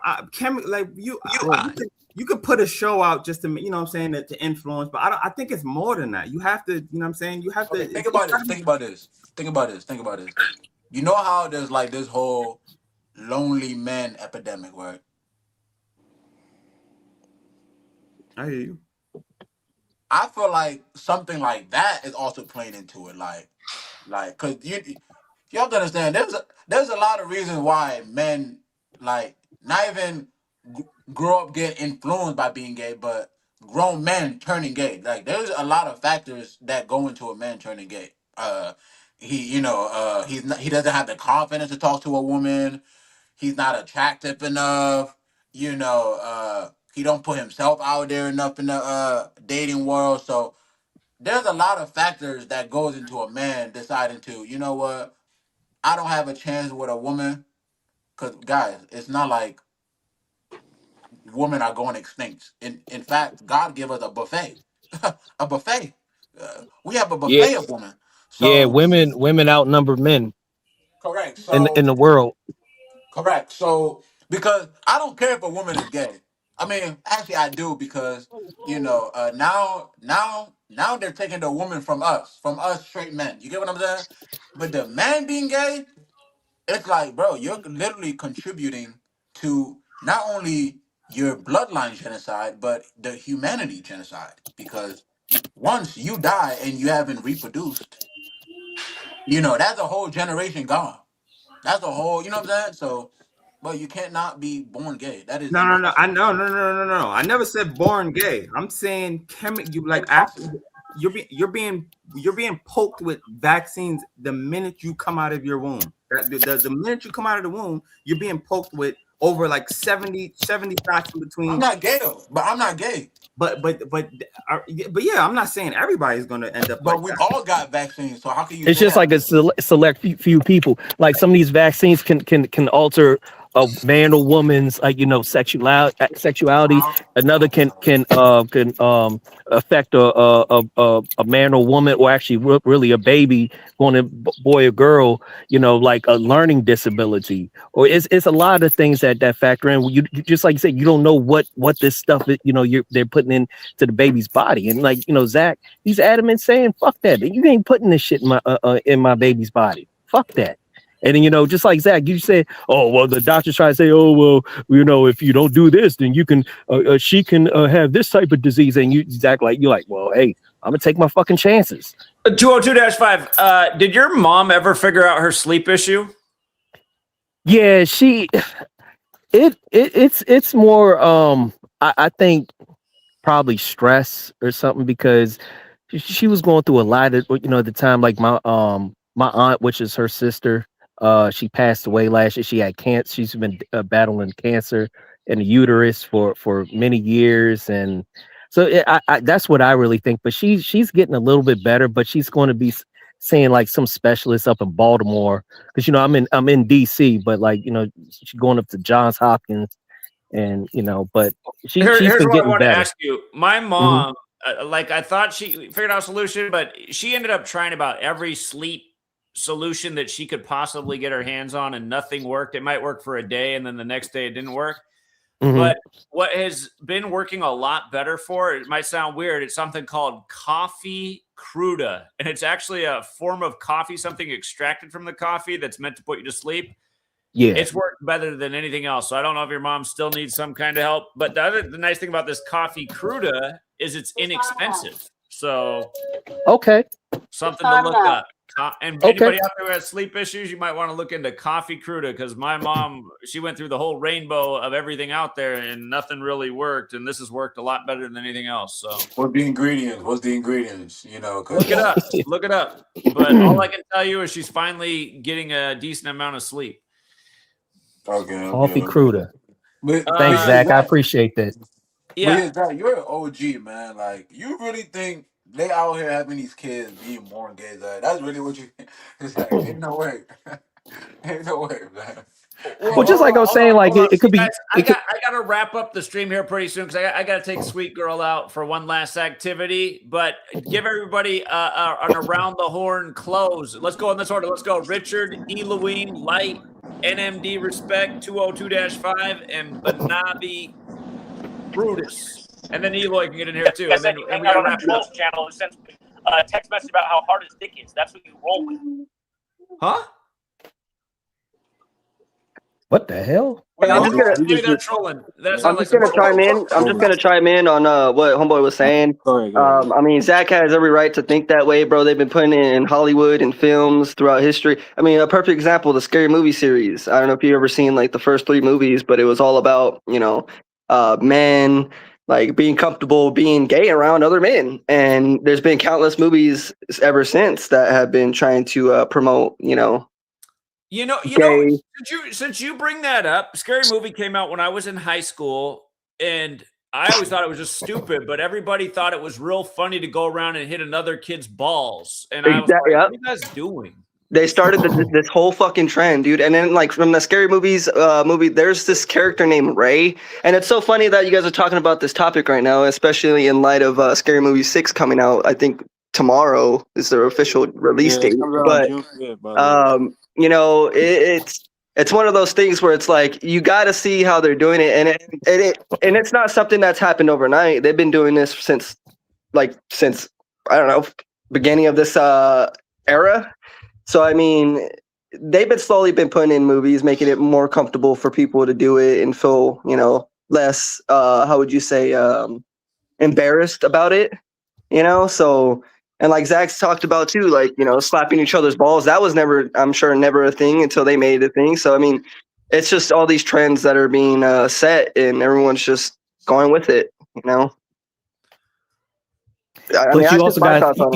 You also got to think about like some of these people in Hollywood. They try to make some of the men wear dresses and, you know, it's humiliation rituals, bro. I mean, there's things you got to go through to get where you want to get. And a perfect example is in Scary Movie, Kevin Hart and the other guy with the dreads. You guys remember that scene where they're in the tent? I truly believe that scene right there is what helped him get onto the road that he is now on now. I'm sure if they told him, like, look, you do this scene, bro, you'll be the most funniest comedian out there. Like, you just gotta. This is the other movie that came out around the time I was in high school. I think this is between me going to high school and college. Freddie Got Fingered with Tom Green, where the one dude from I forget what his name is, but he's in American Pie. For some reason, he has to get a finger up his ass, and then he realizes he likes it. So, I mean, there was a lot of this programming around this time. There was a huge focus brought to homosexuality around this time because the Republicans were very against it. It was a big political war. I forget who it was that got killed. I forget what his name, Matthew Shepard, maybe, that MTV made a big deal about. Any remember that story? Matthew Shepard, is that what it was? But anyway, there was this huge focus on homosexuality at the turn of the century. I mean, yeah. So anyway, go ahead. No, I was just kind of backing your claim, you know. I mean, I truly believe it's part of the agenda, like you said. You know, I mean, you get a lot of people to stop reproducing, and you could stop a lot of Yep, there it is. fertility. So I mean, I think that's truly part of the agenda. And I mean, to bring up a point, okay? So look, my little brother, right? Me and him aren't really that close, but I just found out recently that he turned bi. And I truly believe it's because of the females that he's been with. Like, he's only ever been with older women. And he's, mind you, he's like 19, 20. And he's only ever been with like like 30-year-olds, and and that was after he got with like younger girls his age, and he just found out that they weren't reliable as far as like being long term partners. And I thought it was so crazy that he just came out of nowhere. I mean, I never suspected it, but it was just, I truly believe that all these things that are happening in his life, whether it's relationship status or just, movies, or everything is going to have an impact. And I truly believe that, this modern era has impacted his decision to go that route. So I don't know. It's just weird, like you guys were saying earlier, no one's born gay. I truly believe you change over time, for sure. Anybody else got something to, argue at all? I mean, it's not really argue. I mean, you kind of just nailed it, bro. Like you can't be born gay. And just to go back to what you said, bro, there's no such thing as a man being bi. You can't be bi as a man, guys. You're gay. Yeah, and that's what I was thinking too. That's what I was just Yeah, gonna literally exactly. say right now too. Is like, I think that's his way of like, I think that's just their way of like shielding themselves from coming out straight out. You know what I'm saying? By like, oh, I still like females. Nah, bro. Like, You're not. You it's gay or just not gay? Yeah. exactly. Yep. Yeah. Now you No, can't be ain't no in bi as a between. man. Ain't no in between. Either you gay or Exactly. you not gay. Either you like, you know what, or not, bro. I mean, Yeah. that's what it is. You know what's crazy? That's the Baby argument Ruby. in the gay community. Like, isn't that crazy? Like, you can't be a man and be bi. It's impossible. How can you be bi? Now a woman, yeah, it's allowed. She can be bi. Exactly. Look at this guy. She can be bi. Boy, yeah, big But about a minute. Yeah, they grow fast. This boy's only 2. It's crazy, man. You also got a factor in too. Let's say like some kids who were growing up and they probably were maybe molested when they were a child. Let's say a boy, and I don't know. They say, well, they were touched when they were a kid, and then they turned. Yep. What or whatever. I don't know, but I guess for kids, as far as you, Zach, and anybody else who's a parent, definitely have to watch who you bring around your kids, your children around. Yeah, and that's one of the scariest shit too. Like I talk to my baby mom about this all the time, bro. Like and it'd be your own family too. Sometimes you can't even trust. Yeah, like, bro, like I'd be wanting to leave, my son with my little brother or whatever, or even my sister, But at the end of the day, it's like, do you really know their intentions? You know what I'm saying? As far as how much you really know them, and it's just, I don't know. It really is dark times and shit we're living in, bro. I truly believe that. Like, the only ones you can really trust, I feel like, you are our need multiple parents. passports. You need multiple passports. You need to be on multiple grids because you can't just be on one grid, guys. Once the grid goes down, guys, when the pandemic happened, guys, we were in Europe. We left the States.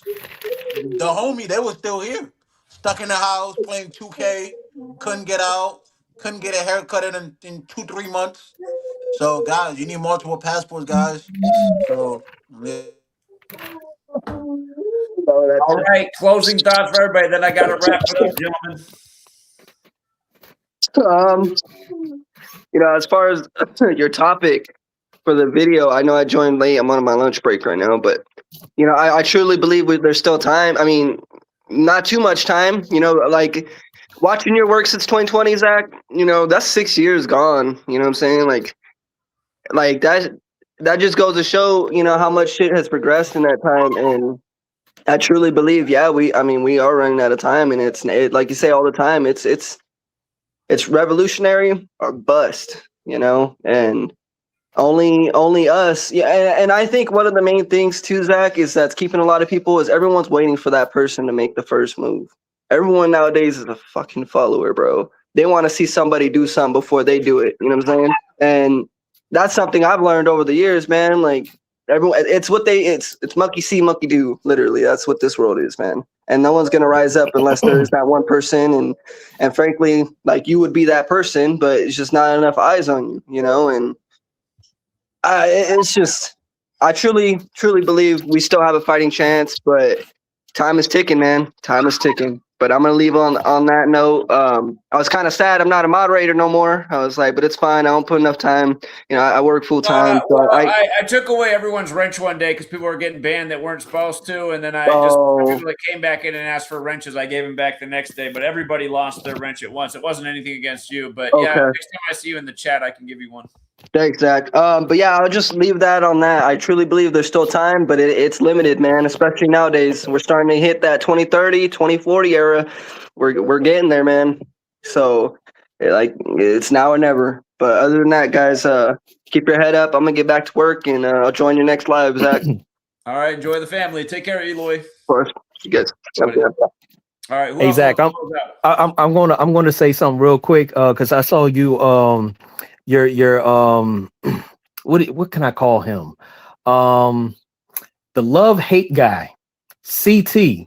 I was like, yeah, he was on the show the other day, and I'm like, what? Let me find out. CT is slowly but surely, coming over to the right side, He's not. He came back today and he was pretending like he was that. What's his name? Chud the Builder. He was referring to black people as chipping out. He was calling himself an ape. I was like, God, I mean, he's paid to do what he does. He was getting all compensated today for using that language, but he's the same thing. He's the same thing. I was about to say, man, like they say, not all money is good money. And I mean, CT, if you're out there, man, I mean, I get it. People want to, get whatever they can, but just, hey, man, it's not worth it. It's not worth it, man. That's all I got to say.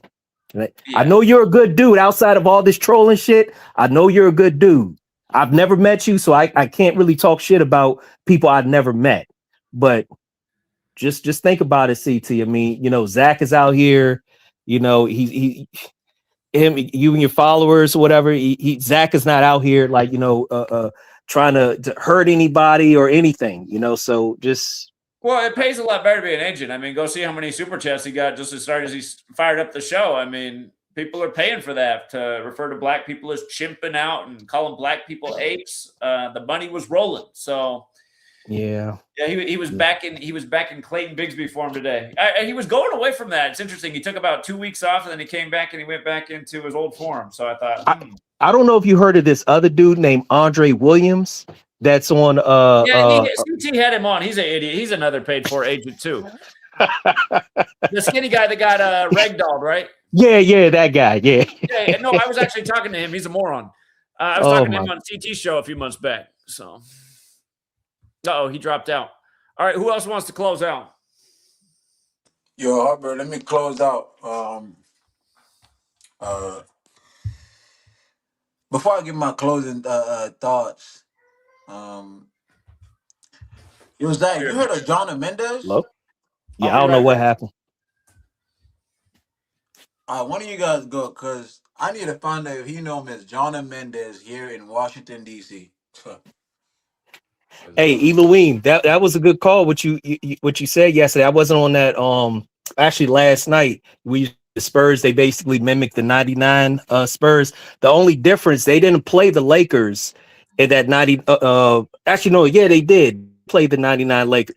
So yeah, the Spurs, this year's Spurs, they didn't play the Lakers. However, they played the Timberwolves. They played the Timberwolves, which basically a Minnesota team, kind of like what the Lakers used to be. So it in a way it still makes sense. Wait, hold on.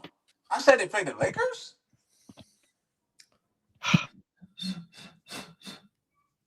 Hold on, Zach. Who did the Spurs who's all the team the Spurs went through in the West? What is it? What are all the teams the Spurs went through in the West? I already forgot. I have to go back and look. Yay, good job. Okay. Oh, they played the Blazers, Timberwolves, and the Thunder. Yeah, that's all right. The teams. Yeah, that's all the teams. Tim Duncan played. Yeah. Yeah, because he played the Sonics. Yeah. And the Suns became the Thunder. Yeah. He didn't play the Lakers. Nah, he didn't play the Lakers. Nah. Yeah. But yeah, Hubbard. Yeah. Do you know? So as you guys know, I am here in DC. Hubbard, have you heard of Jonna Mendez? Sounds familiar. She's here in DC. She's the head of she's chief of disguise here in the in intelligence here in DC. I'll look more into it. The name sounds familiar. Yeah, bro, Zach, she's literally chief of disguise. Zach.